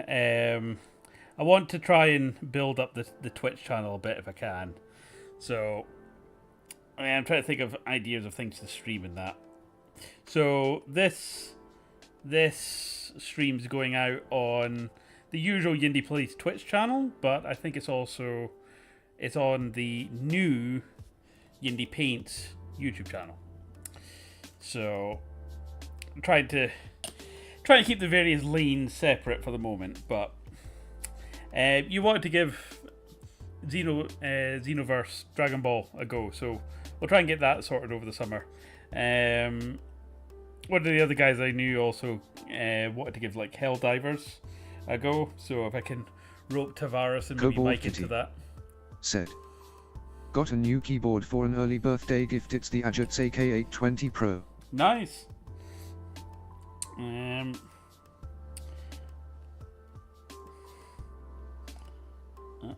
Is this? Sorry, I'm trying to concentrate and making sure that I get this in the right place. Is this?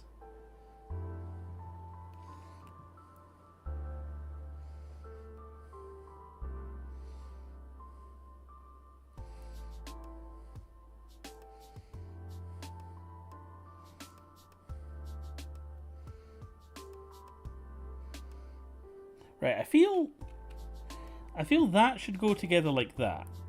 So yeah, so that makes sense. That comes together there like this. So that's fine. But this bit, this weird horny sort of spiky bit that doesn't seem to be making much in the way of sense.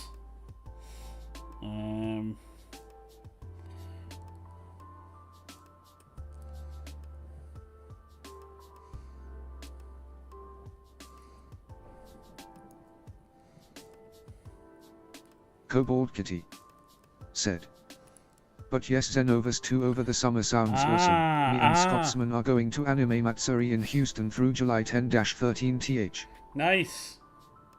That was it. I figured it out. It wasn't part of the hand, it was part of the 4 hours. That makes more sense. Right, cool.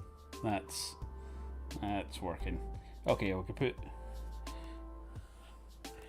So hopefully, let's see if we can get his arm on. Kobold Kitty said, this reminds me to finish my Gundams. Oh, I had some of the Gundam kits years ago. They were quite good. Right, yeah, that's.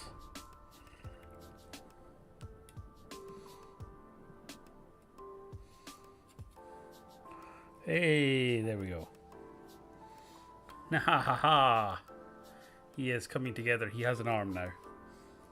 Cool. Ah, he's a big beefy boy. Right. Next arm.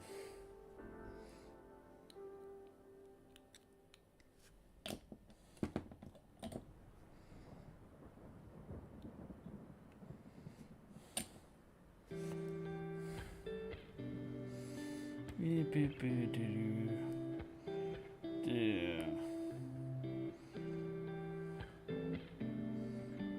we go. Is that right?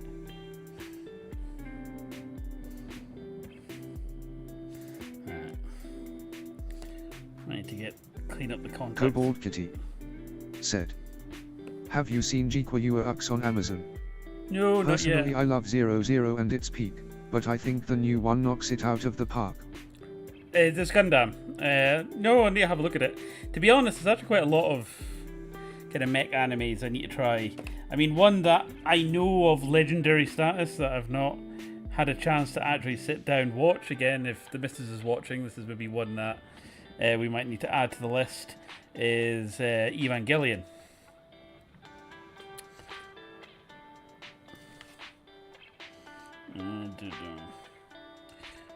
Kobold Kitty said, "Yes."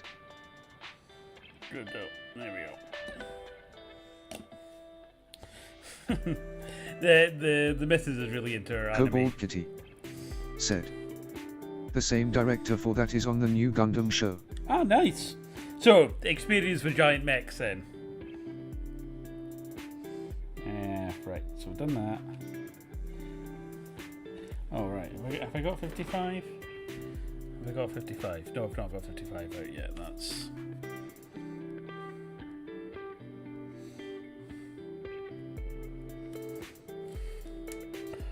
Oh.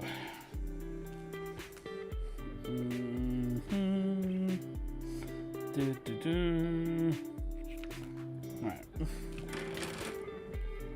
So, this is...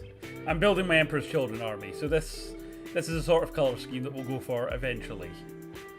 This was from my Knight army, but I tried to like paint them different colours. So that was the kind of Emperor's Children-y type one. So I'm currently trying to throw together a Daemon Prince.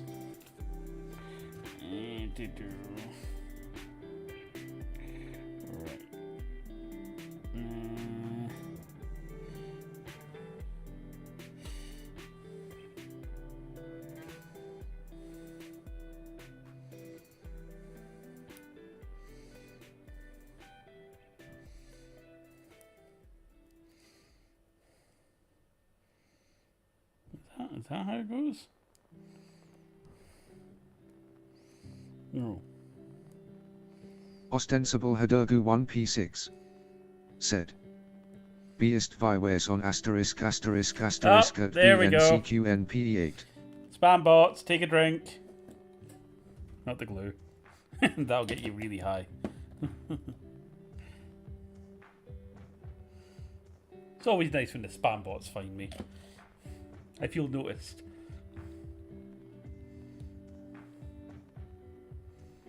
Mm-hmm.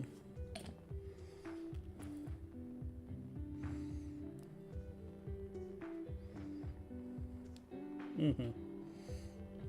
There we go. Mm-hmm. So yeah, I know it's cool. Well, you were thinking about doing YouTubing, the animated ones. I was actually kind of looking at that see if I can get a VTuber persona for Tavares, just so he's not a disembodied voice. I could will him into reality. Although for like animators and riggers and stuff like that, I was looking at like $2,000, and I'm like, yeah, I love the boy, but not that much. So he could stay as a disembodied voice. I'll maybe go back to Rakata and maybe get him to do a little portrait for Tavares. Right, I think that's looking all right.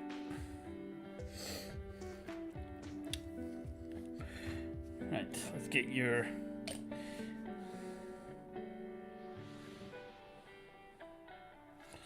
There we go. Kobold Kitty said, the soundtrack for Jikwayua UX is so good. To be fair, anime do tend to do soundtracks really, really well.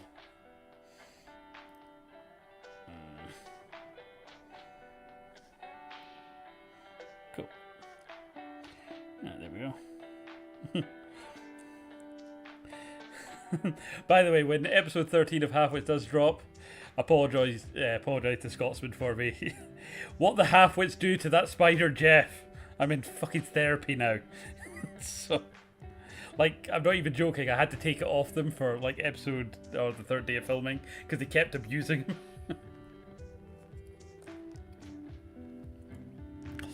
No. Kobold Kitty said, but yeah, I'll whip up a PNG for Tavos. Oh, nice. I'm sure he'd be well up for that. Thank you ever so much. Right, there we go. So that works.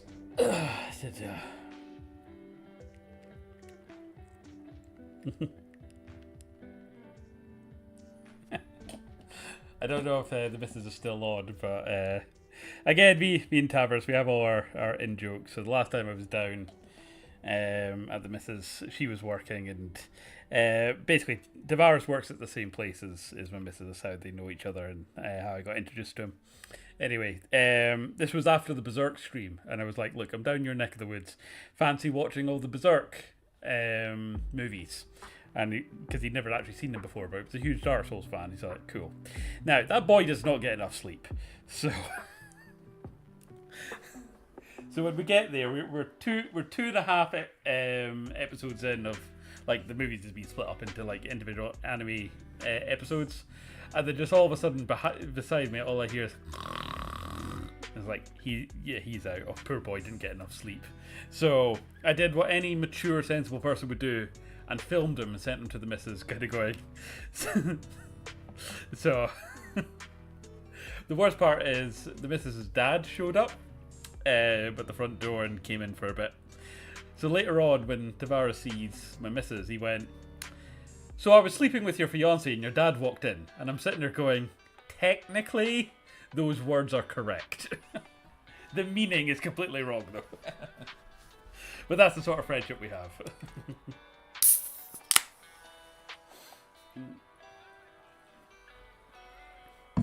Worst part Kobold Kitty is the missus just said, laughed. for free, by the way, please don't pay me, lol, I'm nowhere near to be paid for yet, but at some point I'll get to that point. Oh, no, absolutely. And look, again, that's the thing with any artist. It's always that thing where it's like, I don't want to get paid, I don't want to get paid. When it was doing Kobold comedy, Kitty it was really like that. said, but that's funny as hell when you put it like that.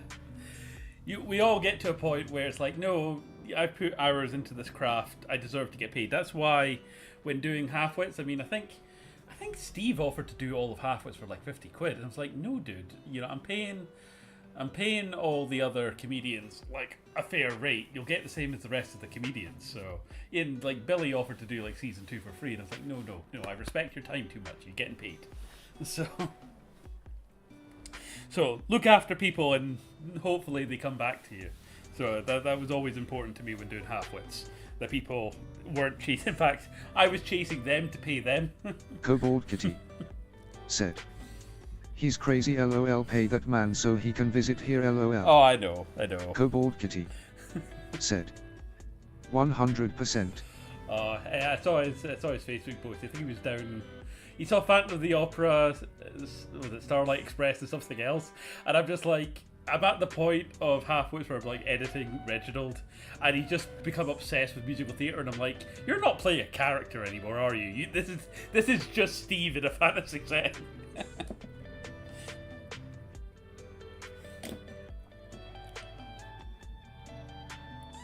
we go.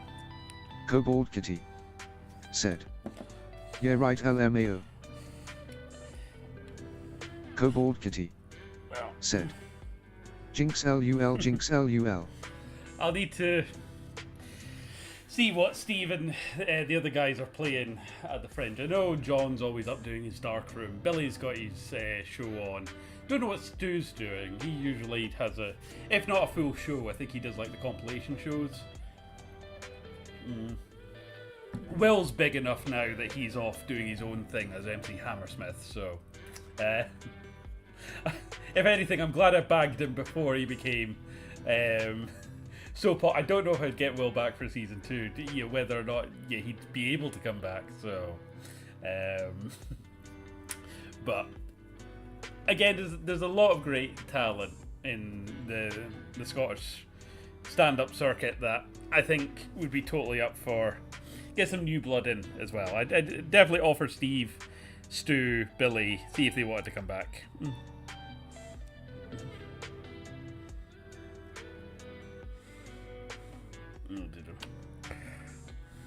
Kobold Kitty said, I'm so glad Will is doing well. Scotsman told me a asterisk bunch asterisk of stories lol. Yeah. I hope he found his N64 in the end. That's all you could hope for, really.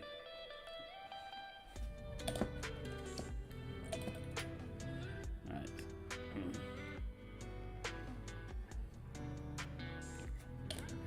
Right.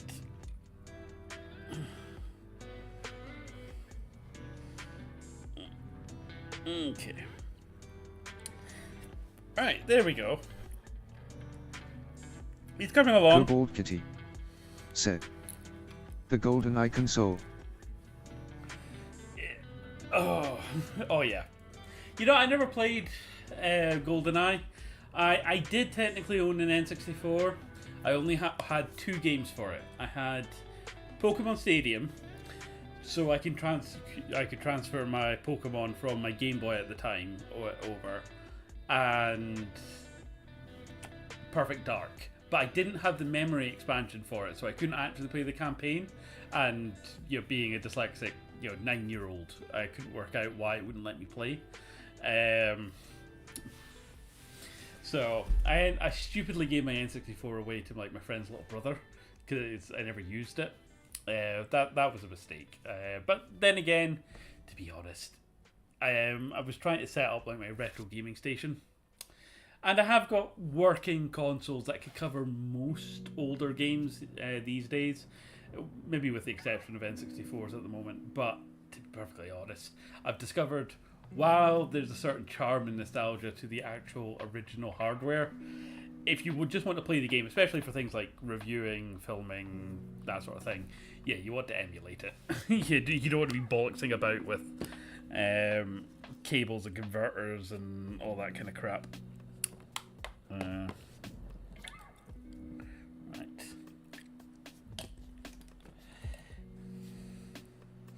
Right, so this lad's taken easily a couple of hours to throw it together, but he is getting there. There we go. Cool. You'd make quite a good boss for D&D or something. I mean, even though he's 40k, he's not too... The wings don't make him look too sci-fi. I could probably get away with him on Age of Sigmar, I think. Just make him kind of look a bit steampunky. Cool. Right. Right.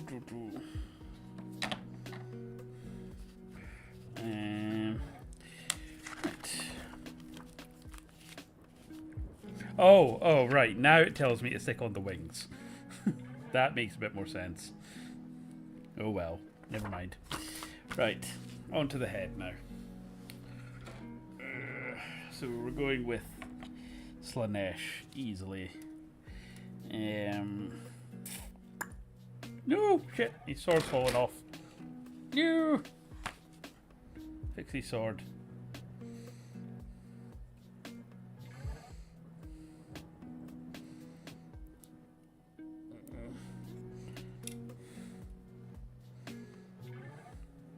There we go. Awesome. Sweet. There we go. Right. That's Chaos Undivided over here. We want Slanesh. We want 99. Any other ones over here? No, I don't think so.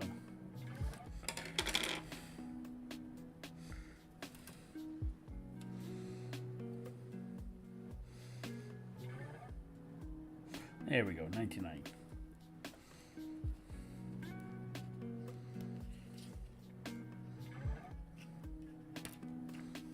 Mm-hmm.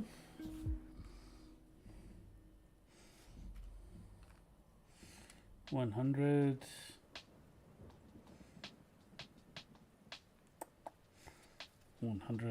This tiny little thing here. Okay, pop you there.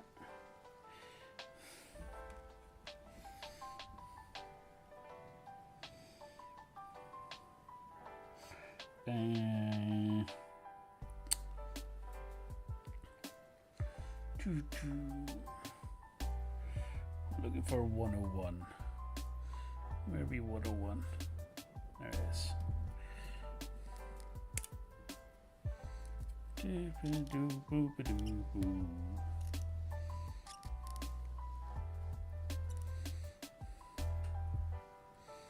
There we go.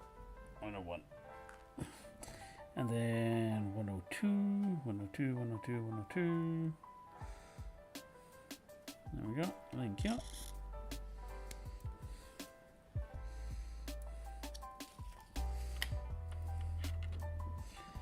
Yeah, 102 and 103.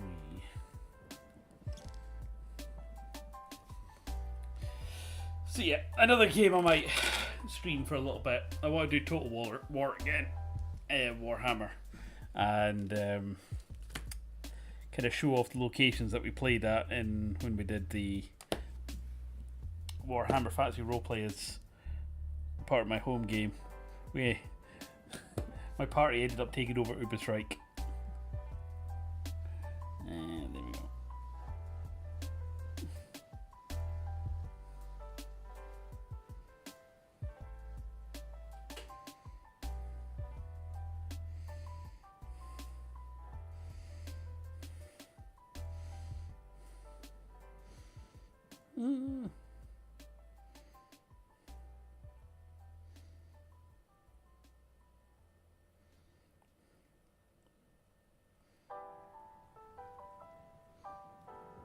He's got very fiddly horns.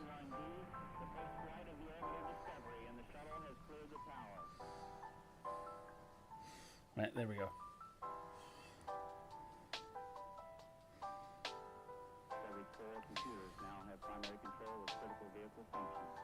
Rawr.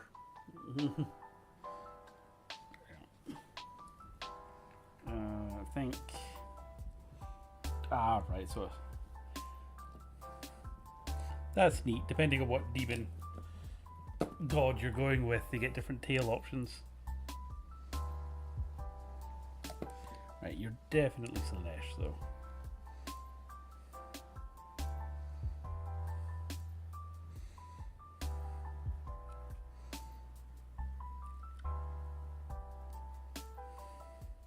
Oh no! Shit, my shoulder pad fell off.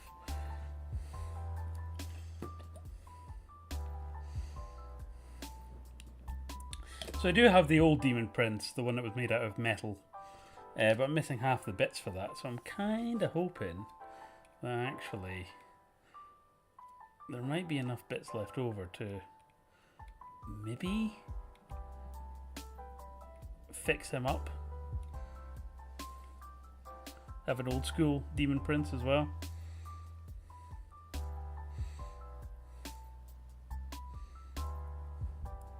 Okay.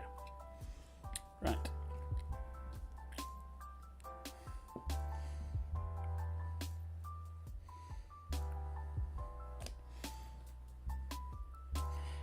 Also want to replay through Rogue Trader again, but with the DLC. Really good game, just again as a dyslexic. Oh my god, the amount of reading in that.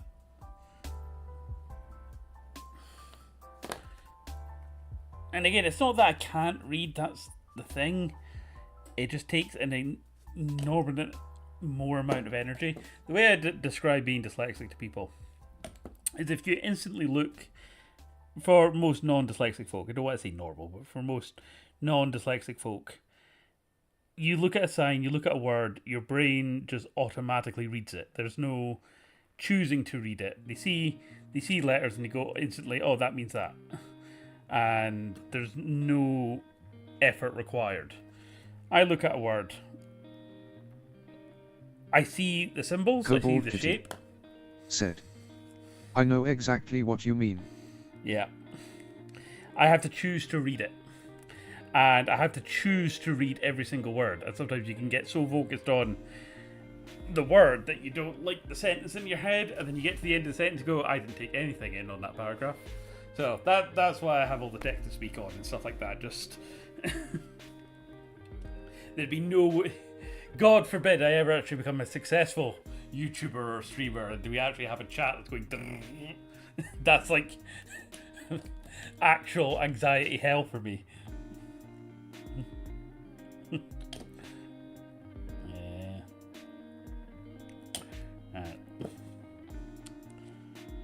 Right, I think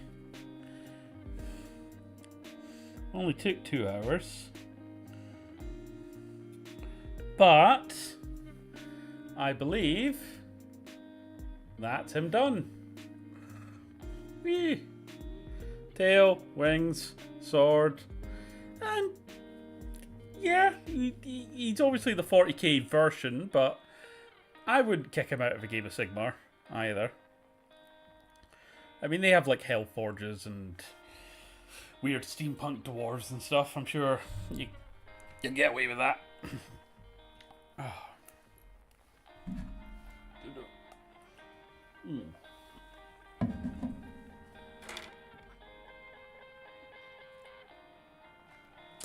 I'll pop that to the side just now.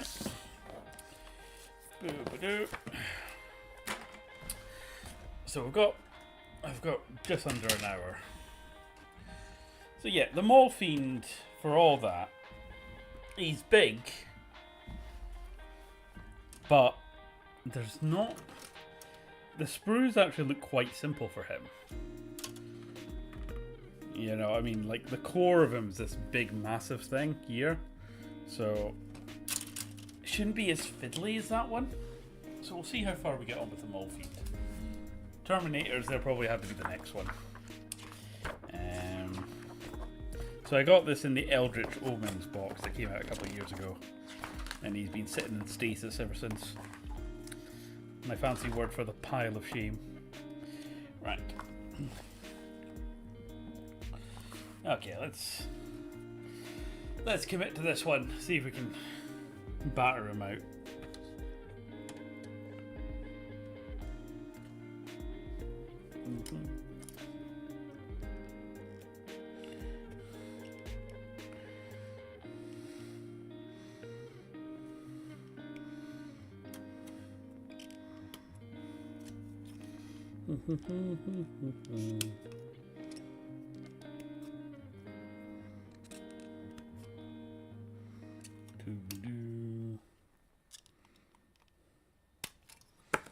That's one. Number two.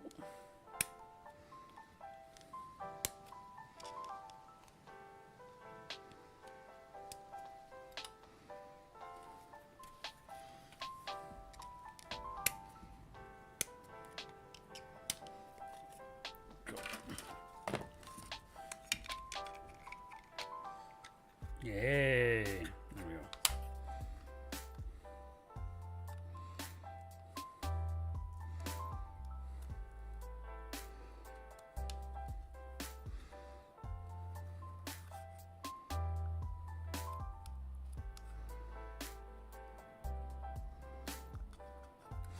Cool. So that nicely fits together. After the Daemon Prince, that's a refreshing feeling.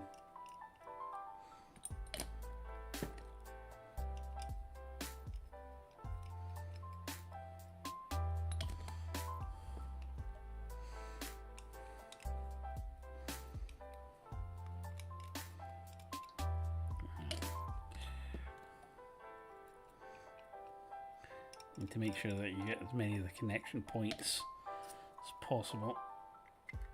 There we go.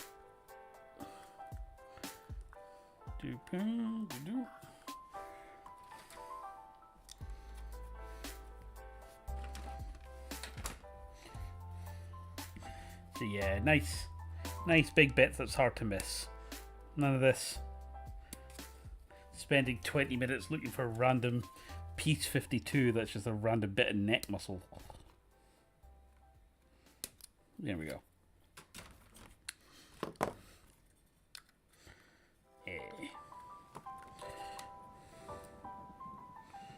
Of course, I say this now.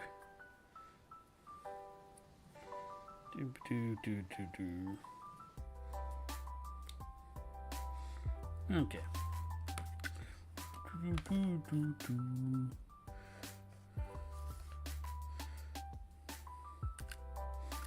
Make sure I get this on the right way.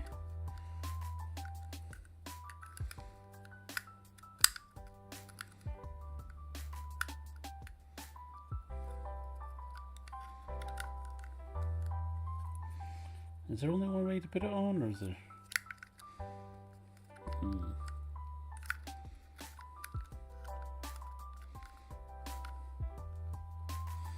Right, I feel that wants to. Okay, yeah, that feels like it's meant to sit there and there. Okay.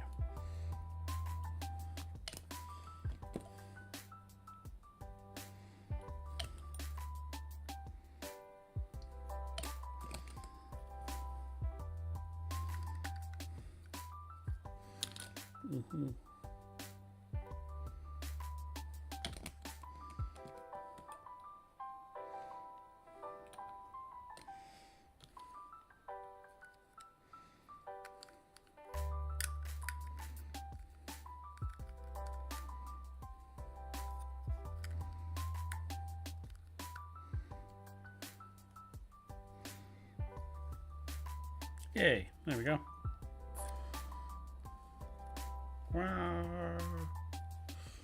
Okay, cool. Pop you there. So, it's not the Forge Fiend that we want. It's not this one. It's this guy with all the weird tentacly bits.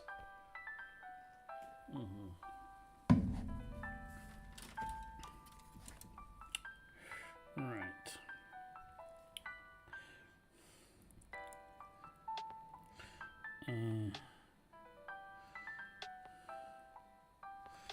Okay. 46.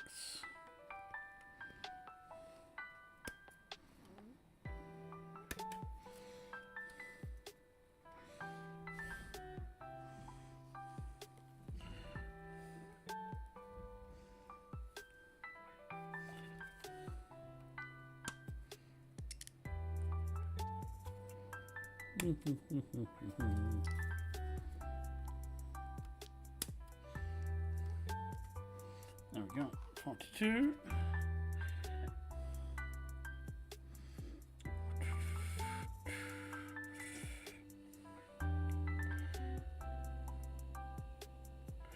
$45 and 41.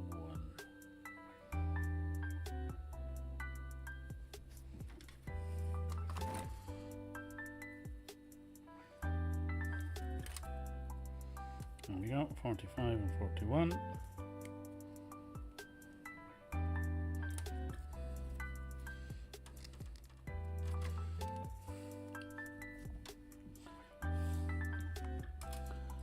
And 41.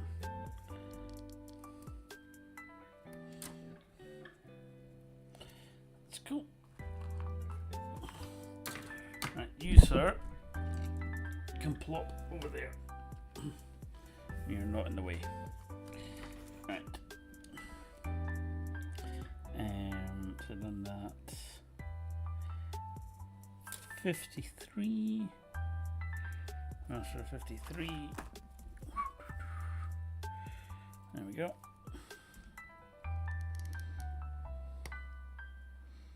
So yeah, I saw Midwinter Mini's latest video where for 500 quid he managed to get the Joy Toy Imperial Knight that was suspiciously the same size as a Warlord Titan from Forge World. And yeah, I'm looking at that going, yeah, just a repaint job, and that's probably going to be cheaper, easier, and probably just as effective as a Warlord Titan. Although, to be fair, you know, the Warlord Titan's not ever really a serious model for an army, at least from the point of view of anyone playing one. It's more of a status symbol as a painter and model builder. Look what I spent $2,000 on. I say that, but that might be me one day, so I shouldn't slag them off too much. And see, 66. I'm looking for 66. Where is 66? There's 66.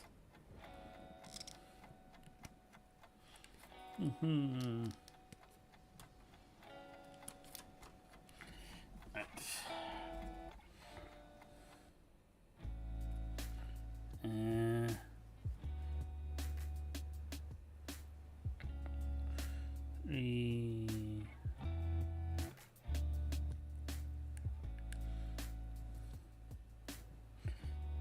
66.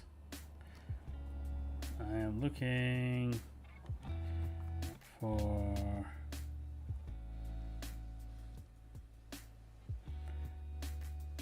68. Oh, 68. There we go.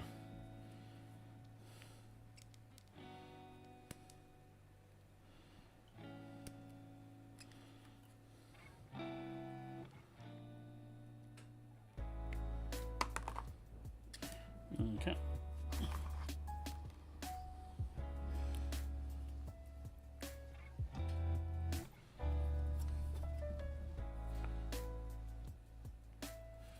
$365.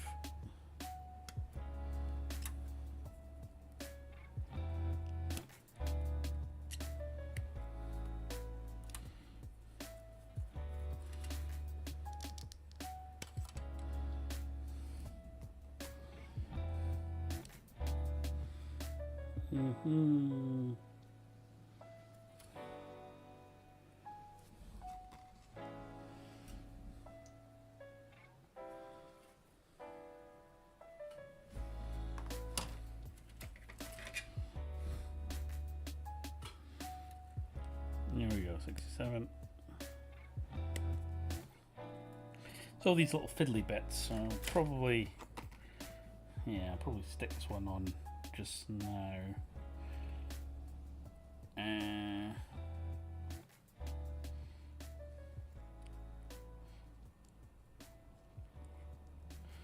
Well, I remember.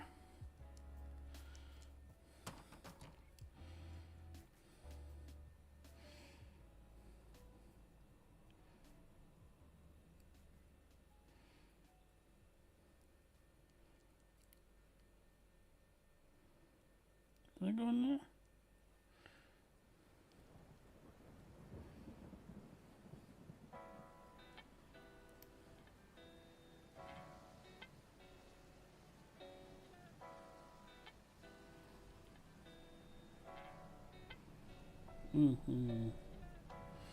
Have I even got that the right way around? Is that even the right one? That was 65.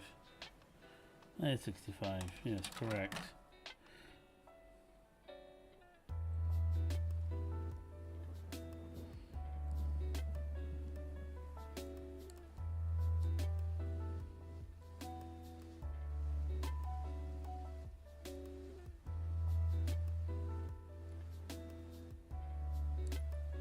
I think it was in that way.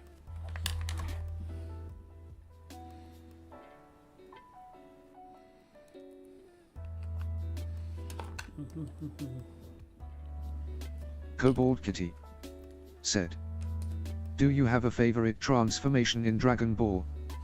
Oh yeah, For me, no competition. I'm all about Super Saiyan 4. And if you want to bring it down even further, it's got to be the final one with Gogeta at the end of GT.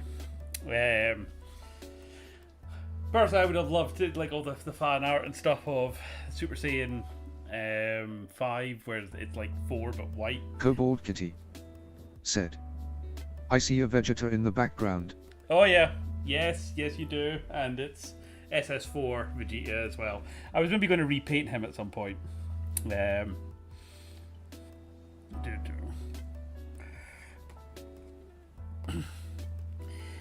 I still have to like properly try and get into Super.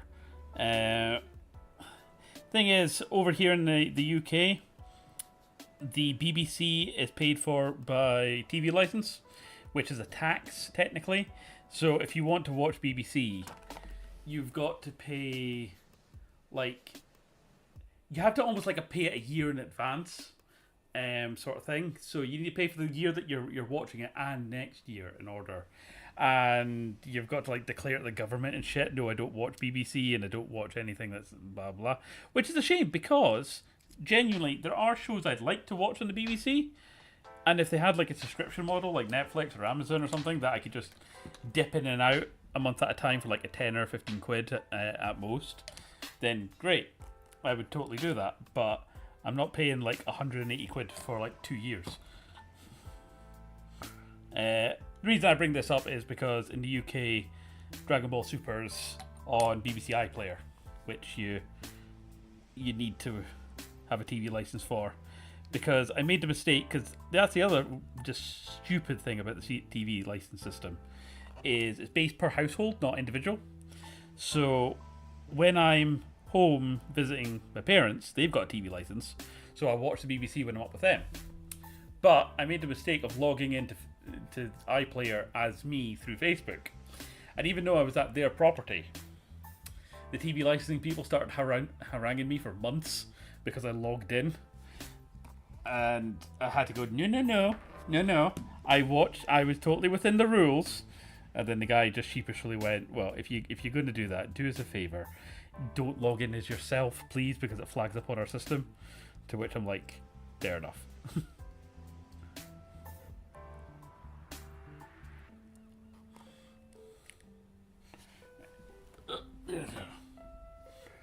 Kobold Kitty said, Super Saiyan 4 in general is just so good design-wise. Oh yeah.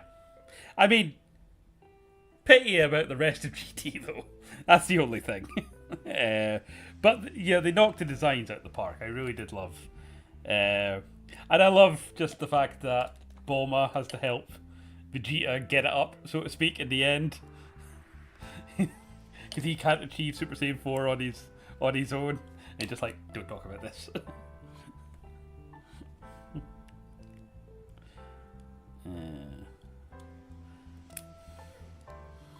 Kobold Kitty said, unrelated, but have you seen Dragon Ball Daima? Oh no, that's the new one that came out like literally after Toriyama died. No, I've not. I've not really heard much about it, which is usually, well, I suppose if it was crap, I'd hear about it. But I've not heard much in terms of people raving about it either. It did kind of smack a little bit of me of kind of almost Dragon Ball Muppet Babies. I don't know if that's an unfair comparison.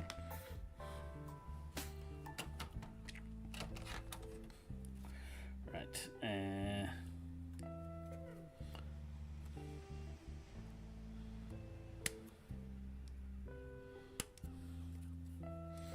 That's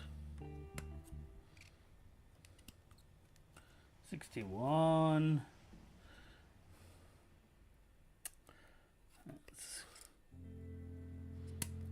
I do like big chunky pieces that just nicely fit together. All these little fiddly ones do my head in. Right, what we're looking for now? We're looking for a 61.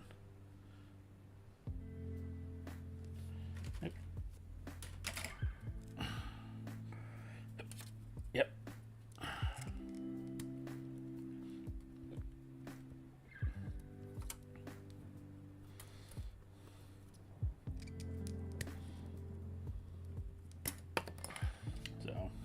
I did have a Crunchyroll and what's the other one?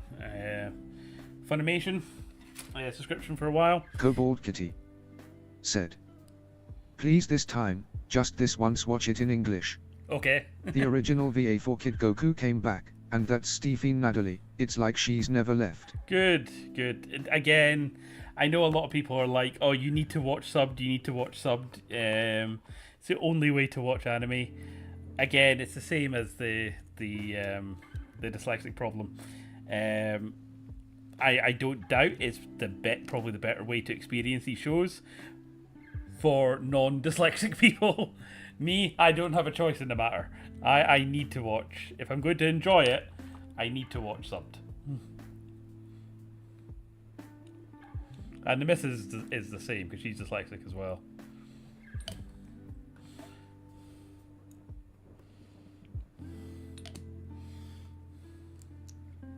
Although one that I did stumble across a while ago and did really enjoy just because of how weird and anarchic it is Space Dandy. So if you've not seen that's worth watching. He's a dandy guy in space.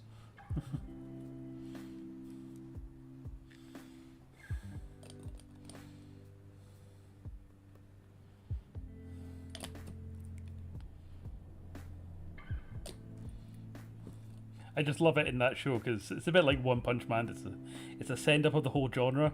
So there's an evil galactic emperor who wants to try and kill Space Dandy, but Space Dandy is completely oblivious to the fact that this guy even exists. And every time he tries to kill Space Dandy, he just through dumb luck, he just walks out of the situation completely obliviously. I'm like, I love that. Yeah, we're 62. 62. Kobold Kitty said, Sean Schemmel, the VA for Goku, was knocking it out of the park. Holy shit, it's his best work. Me and Scotsman met him 2 years ago at Animeverse. Nice. Didn't Goku's voice actor pass out during the Super Saiyan 4 transformation because he was screaming so much? I'm pretty sure I heard that somewhere. I mean, you gotta give him props for commitment to the bit, I suppose.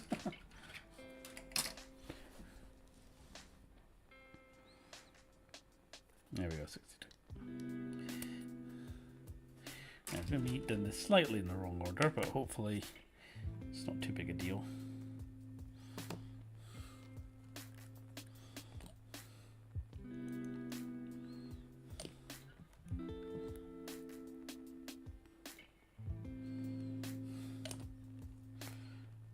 Come on, you can do it. Yeah, there we go.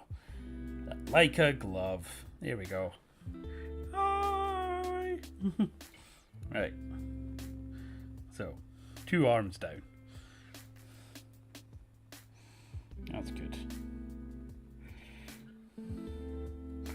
Right. Time to get his back legs on.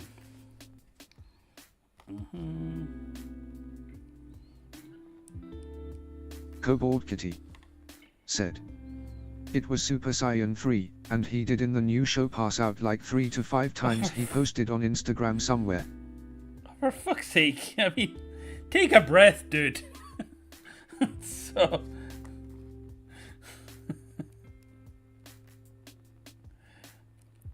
Again, I think the missus is on her way home from work just now. I think that's why she's gone quiet. But she, both her and my sister actually really liked the guy who played like Elric in Full Metal. Turned out that both me and the missus were at the same con before we actually met, and both her and my sister met him that day and got pics and hugs with him.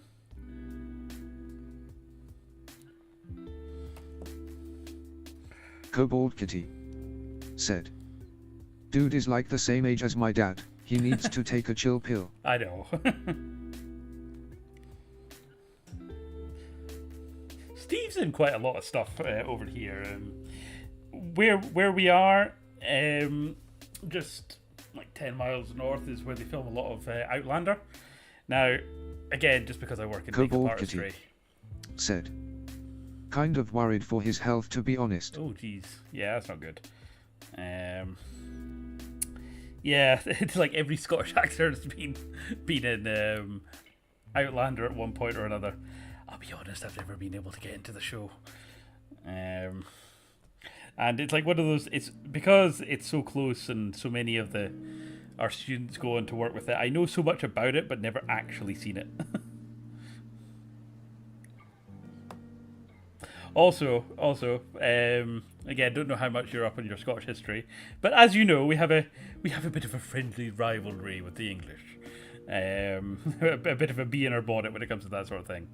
Anyway, they were filming Outlaw King up here with not Robert Pattinson, that's Batman and Twilight. Other guy, not Chris Pratt, that's Star-Lord. The other Chris, who was Captain Kirk in the Star Trek movies. And was in the D&D movie as well, him.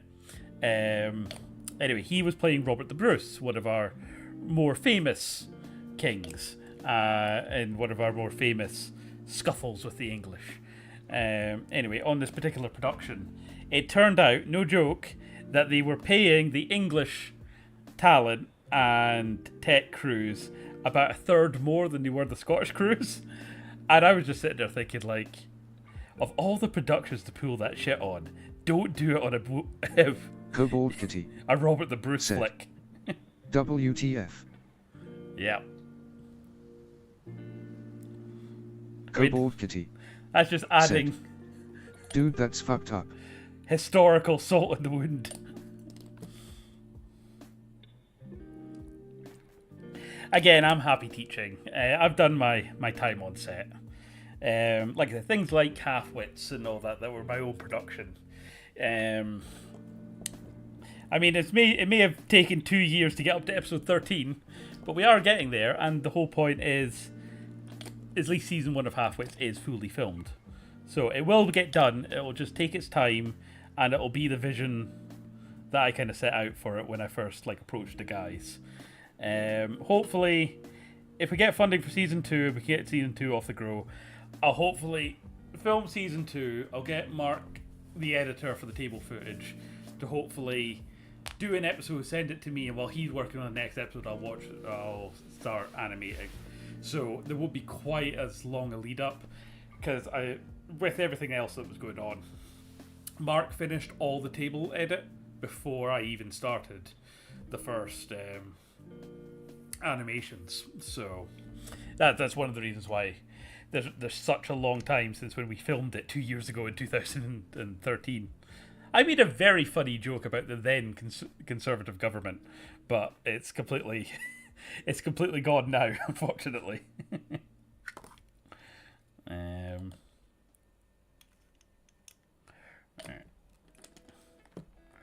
Yeah, that's fine. Dude.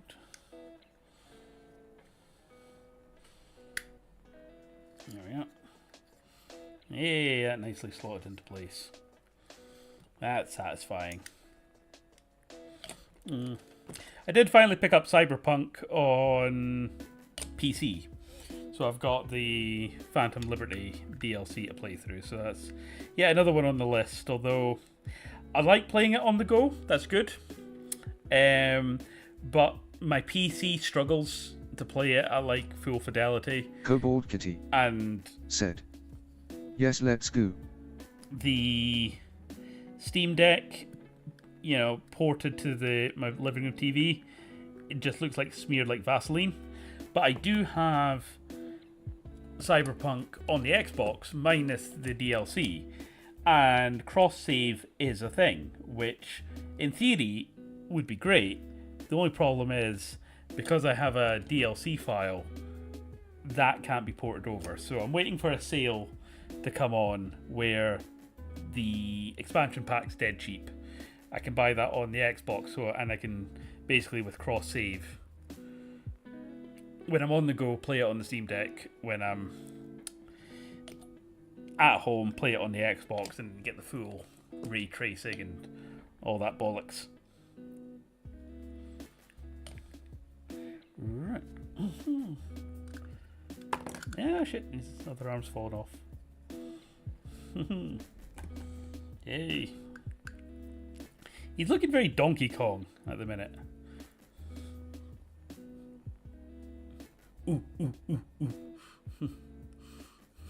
Kobold Kitty said, I think there is right now or next month for their showcases.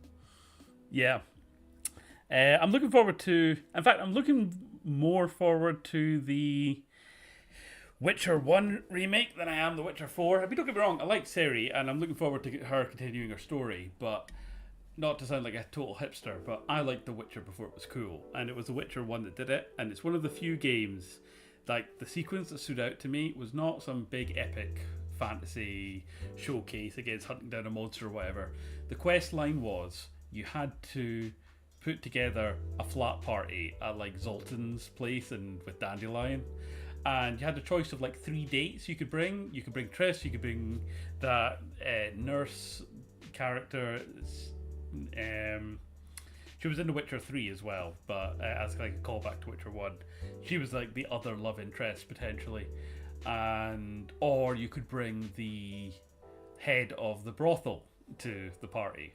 And I opted for that to make the other two jealous. And hijinks happened. It's like an episode of Friends Witcher edition. And the scene ends with Zoltan, Dandelion and Geralt all sitting outside after the party, all thoroughly dejected, and one turns to the other and just goes, well, tonight was a bit of a screw up. Anyway, night's not over. Do you want to go to the brothel? And Zoltan turns and just goes, aye, but I've only got one question for you. Do they have dwarven women? Aye, Zoltan, they do. Right, to the brothel! And I'm sitting there going, I've had nights like that. But yeah, there's tiny little human moments. Kobold Kitty said, that's funny. Right. Oh. Mm-hmm. Okay. 25 minutes. We're doing good. We're doing good. We are actually are kind of winning here. So 36 and 37. Oh, this weird exhaust. 36 and 37.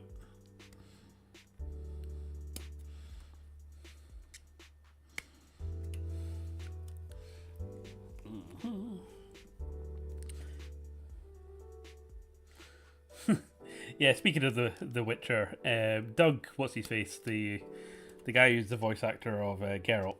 So turns out he's in his own actual play show called Natural Six, that came out roughly about the same time as Halfwits, and I'm sitting there going, oh shit, I can't compete with that. So anyway, so it turns out that game, The Altars, I was playing, I think one of the other guys who plays in Natural Six, he's like the voice of all the main characters, John and all his cloned altars. Kobold Kitty and Doug said, plays one of like that's the main crazy, villains. what are the odds of that? Yeah. All I'm saying is they don't have fun, quirky animations. You know, that's something unique to us. I mean, one of my favourite YouTubers that like I genuinely follow and try to model a lot of my own stuff on is Josh Hayes. And yeah, I was actually quite surprised to learn that he himself has an actual play show called Session Zero. And I'm like, oh, for fuck's sake. I really chose a crowded market, didn't I? But that's the thing. The life of a YouTuber. Because, like, yourself, Kevin, who sometimes comes on, Skeleton sometimes comes on as well, the missus, my streams on YindyPlayz, even though they're only, like, there might only be 5 or 6 people watching, because they maybe watch for, like, a good chunk of, like, the 2 hours that I'm on, and I'm streaming it myself, just to make sure that the stream doesn't fuck up, my watch time on YindyPlayz is very quickly catching up to the watch time on Halfwits. Like, I think the watch time on Halfwits is something like 280 at the moment, but YindyPlayz is already up to like 198 or something. So, subscriber-wise, Halfwits is still very much in the lead.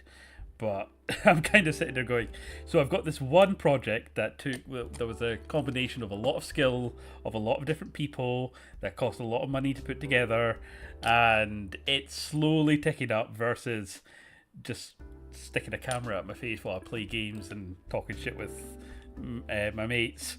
That's actually kind of catching up disturbingly quickly. So, but what are you going to do?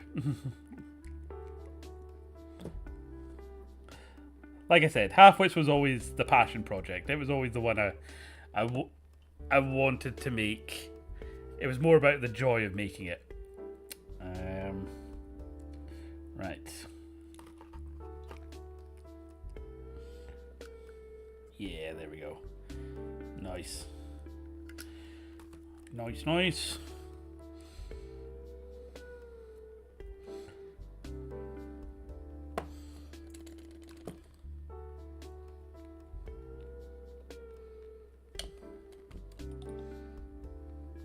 Kobold Kitty said, "Yeah, it's really hard to find a niece nowadays, and even then if you do, then you're never guaranteed anything. But that being said, YouTube is getting a better algorithm as well as Twitch, but wouldn't count on it." Yeah. I mean, that's the thing. I mean, I've been... when you start off and you start looking at all the videos, I was like, I only got 17 subscribers till I turned this setting on. You're sabotaging your own channel. And then you look through it, it's like a 20-minute video with like thousands of views. And the thing is, like, the only thing they did was they ticked not altered content for like... And like, I tried all these little things and they don't make much difference at all whatsoever. And, you know, it's actually really funny, some of the streams that take off or not. Like, this is the second paint stream I've done. Admittedly, it's on, for YouTube, it's on a different channel now. It's on YindyPaintZ. But on YindyPlayz, even though it was a completely different subject matter, and I've never done anything kind of Warhammer kind of painty buildy up to that point on YindyPlayz, it was one of the most successful streams with about 290 people logging, you know, checking it out within the 2 hours that I was on. The first Baldur's Gate stream that we were on was like 250 views. Magic the Gathering, that had a huge spike, that was about 130. And yet, there's like other ones that are like 5. So it's just like, okay, never mind. So it does feel like completely random what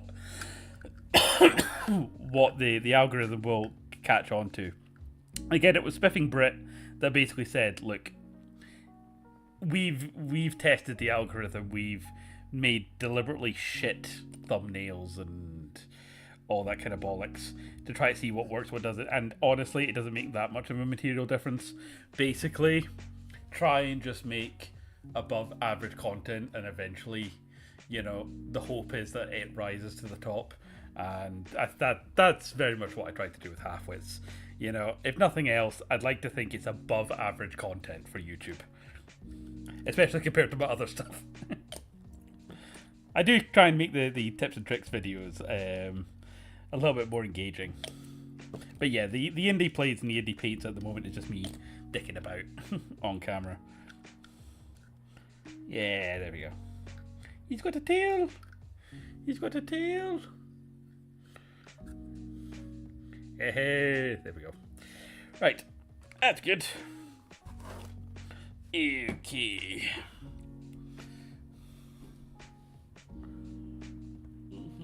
Kobold Kitty said, "It is honestly the Halfwits I've been hooked on." Good. Because that's what I wanted. That and also because Halfwits is bigger than the sum of its parts.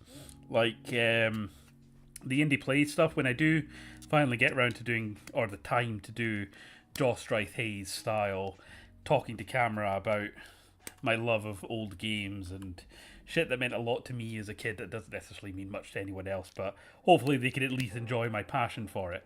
You know, that's one thing, but Halfwits wouldn't exist without all the amazing wit and speed of the comedians, without Mark's editing, without Perry's filming, without Rokata's art. I mean, if anything, I'm just the director, producer over the top of it that managed to bring all these elements together.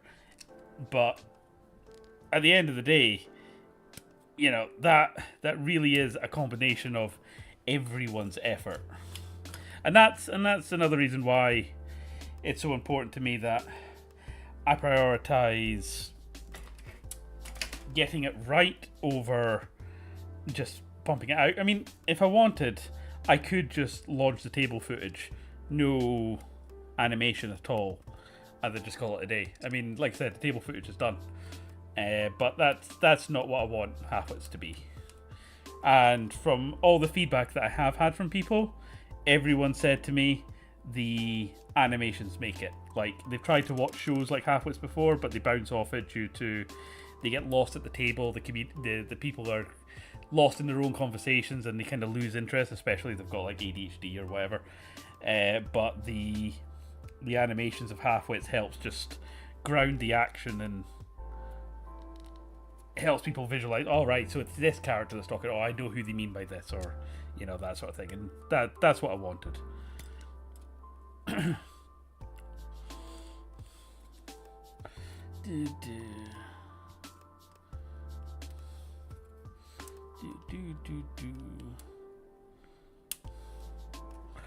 Right.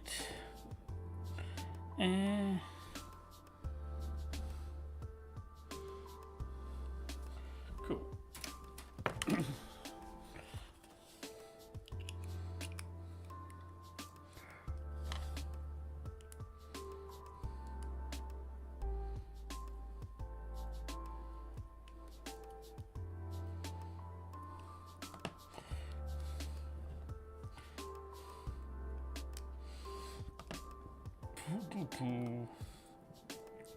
Right, we are getting there. We are winning. I'm sure, like, 15 minutes. I'm sure we can do this. Then I'm going to give my aging millennial back a break. Yeah, I can start to feel the fumes now from the glue, so that's usually a good point to stop. There we go. Boom, doom. Right. And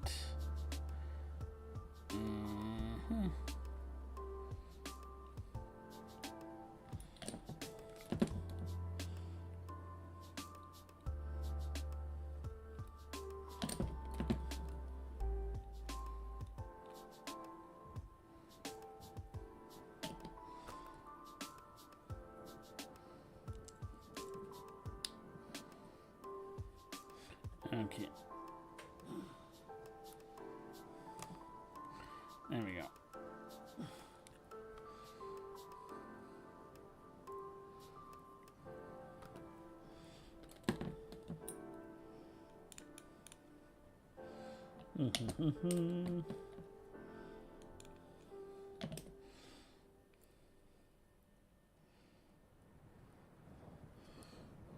Rawr. Robot dinosaur. Okay.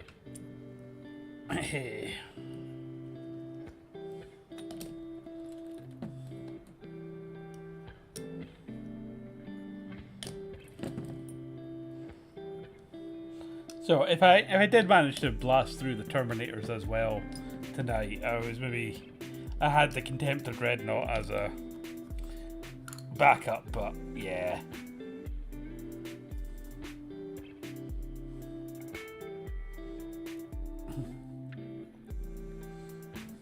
I think just getting the Daemon Prince and the Mauler built up is probably good enough. Right. So I think this one goes there.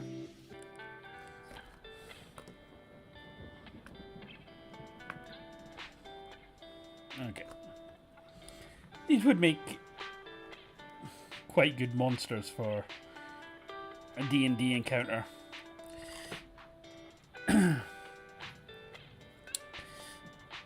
I used to run a Sunday game before Dad's health took a turn.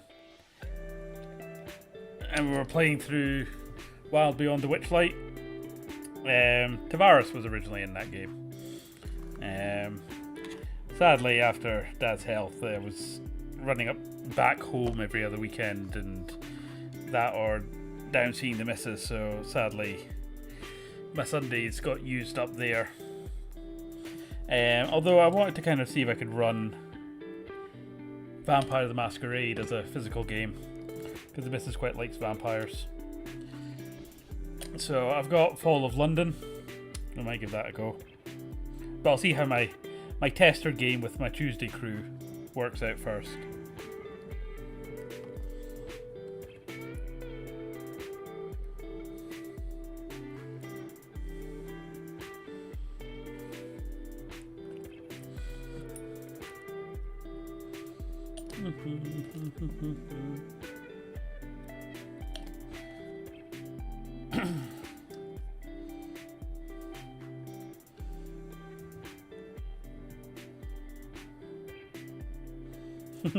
Love that. Tiny little waist, big massive shoulders. Needs a little bit of clean up there. There we go.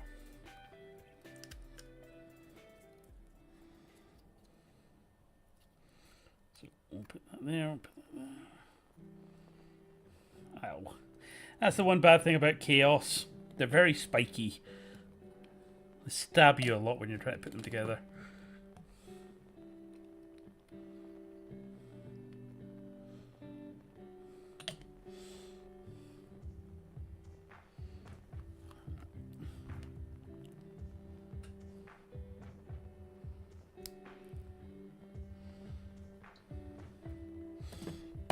Yeah. No, it's fine. Didn't get any on the table.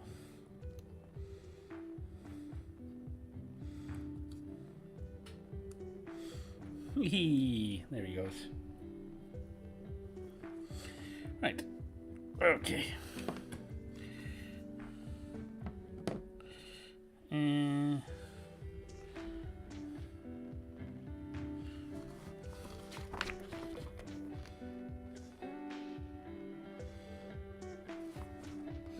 I think it's an and or situation for the tentacles.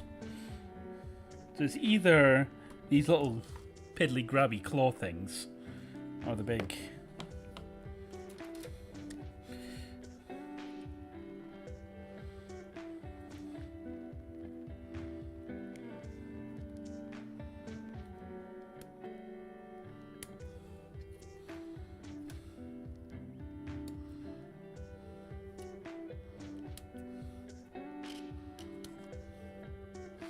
that's 32.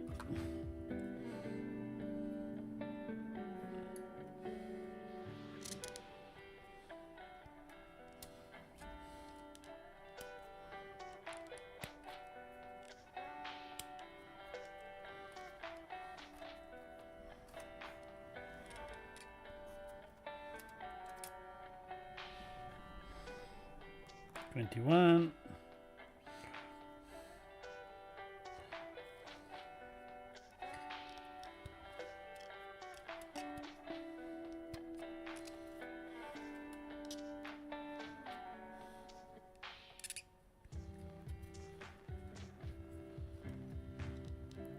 Kobold Kitty said, I'm debating whether or not I go and get a drink poo at the store and fill up gas after my car just sat in the driveway for so long. After this morning I need a drink. Oh yeah. Long story short, I was awoken by my dog who was unknowingly had piss-covered undies on. I took a shower then washed her stuff, and now I'm here. Oh. And all this happened before a cup of coffee. Yeah, that sounds like a hell of a day. It's been fucking hot over here. So again, don't know what it is in freedom units, but was it yesterday? No, it was the day before. It was Friday that it was really, really stifling. So the missus gets on to me because I like to keep the flat toasty. Like 25 degrees Celsius is hot for nice and comfortable for me. Again, don't know what that is in freedom units, but it was easily 28 on Friday in the flat. It was absolutely stifling. Even the dog was melting. And then it was meant to be like the hottest day we've had so far yesterday, but I think cloud cover and stuff just dissipated the heat, so it wasn't quite as bad. Kobold Kitty said, same here, it's 93 degrees Fahrenheit, but I think it's about 23 C over there. Yeah.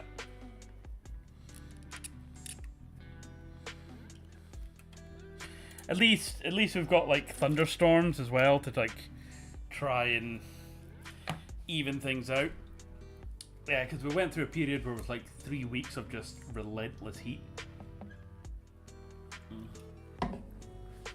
Which, for a Scotsman, is not good. Right,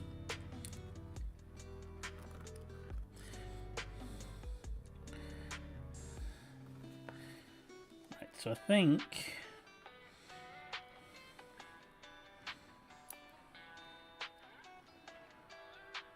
yeah, that's how it goes. Right.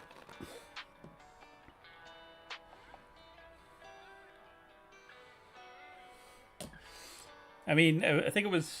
yeah, it was. It was last year. Me and the missus, we went to Venice on holiday. And it was really hot in Venice. But I think it was hotter here this year than it was in Venice. And we're like, oh, for God's sake.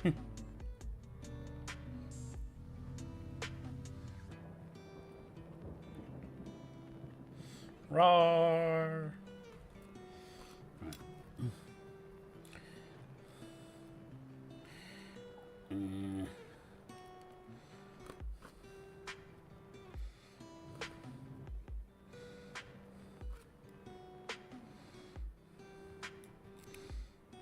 I think...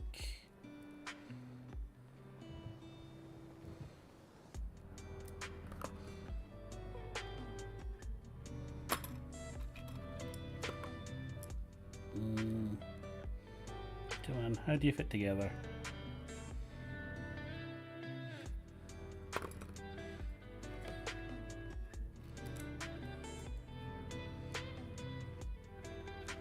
That's obviously the middle one.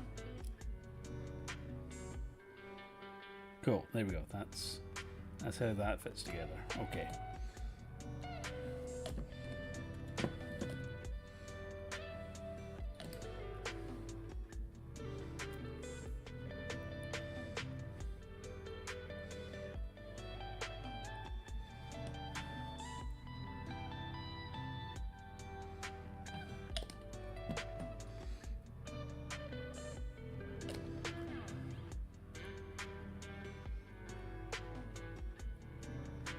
Yeah.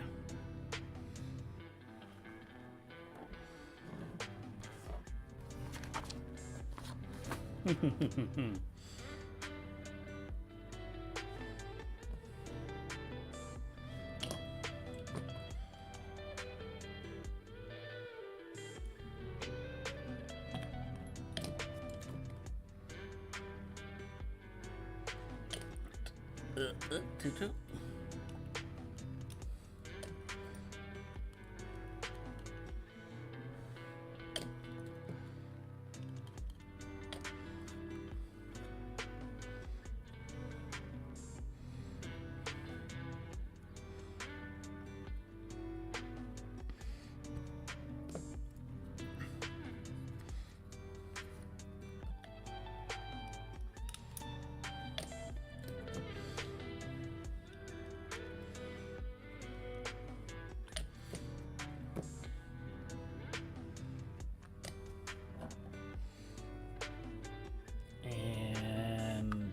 Click.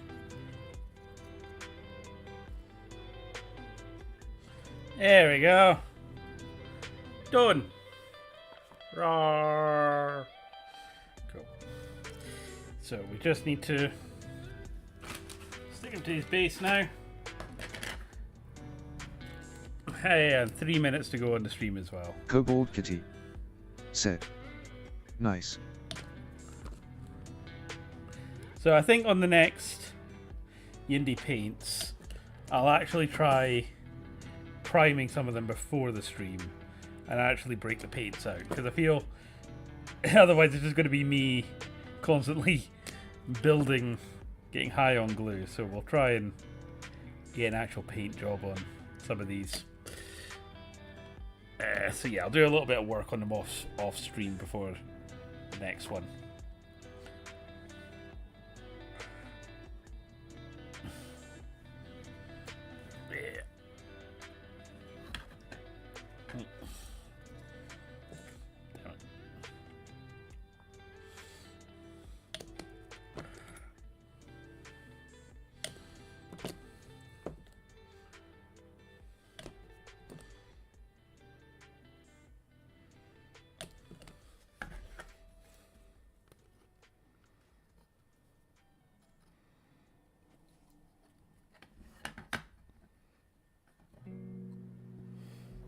Stay. Yeah, he's falling over. Damn it.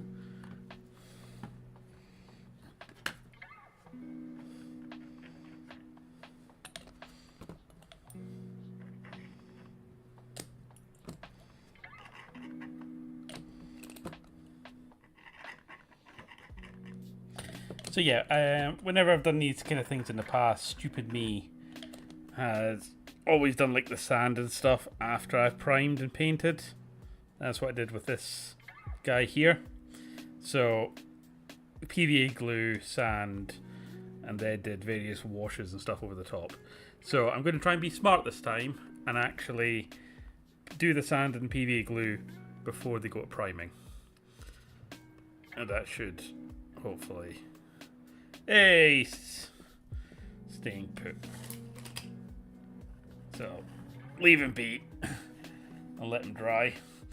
So, we managed to get Daemon Prince of Slaanesh done and dusted with wings and various accoutrements that makes him Slaaneshi, and we got this Maulerfiend as well. I think I'm going to have to just hold him there, stop him leaning on one side. Right, I think I'm going to go do my Final Fantasy Magic the Gathering dailies, because I've almost got enough coins for 13 mythic packs, and then I can rub it into Varus's face. So, because he's like dead into Magic and stuff as well at the moment. Alright, well, if you did join me at any point tonight, thank you ever so much. Good to catch up with you, Cobalt. I think the missus is probably back home by now, so I'll go actually give her a phone. Don't know when the next paid stream will be, but it shouldn't be too long. Like I said, this is my last week at work, but then I'm off for the summer. So, but big thing that I'm doing is trying to keep the momentum up and get rocking with Half-Wits episode 14, even before 13 comes out. So it's not going to be nearly as long a wait. So that's good. Anyway, Half-Wits episode 13 out this Thursday on YouTube. Kobold Kitty Regular release. Said, "It was nice to see you too." And I've got some scripts for Yindy tips and tricks afterwards. So plenty of stuff coming on the Half-Wits channel. All right. Anyway, have a good evening, guys, and I shall see you all on the next one. Have a good one. Bye.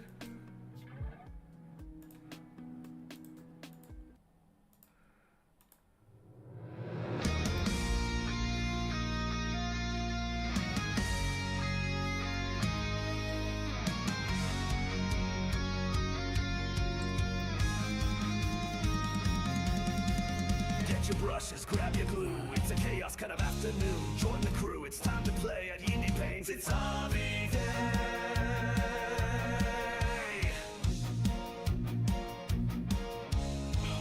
In the warp, the echoes call.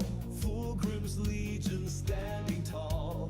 Color swirl, perfection screams. We're building up those demon dreams. Slaanesh is watching rushes fly. Purple, gold, and demon eyes. Swords are singing, paints are bright. We're Hobby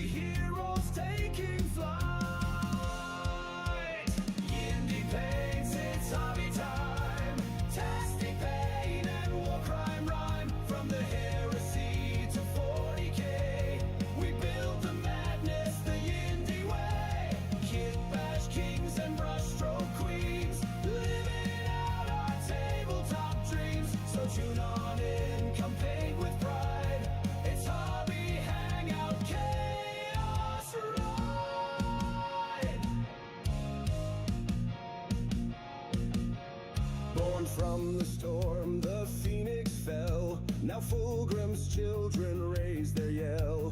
Noise marines with sonic blast. What prime we paint, we build so fast. Blades that shimmer, claws that gleam. Perfection's touch in every scheme. With every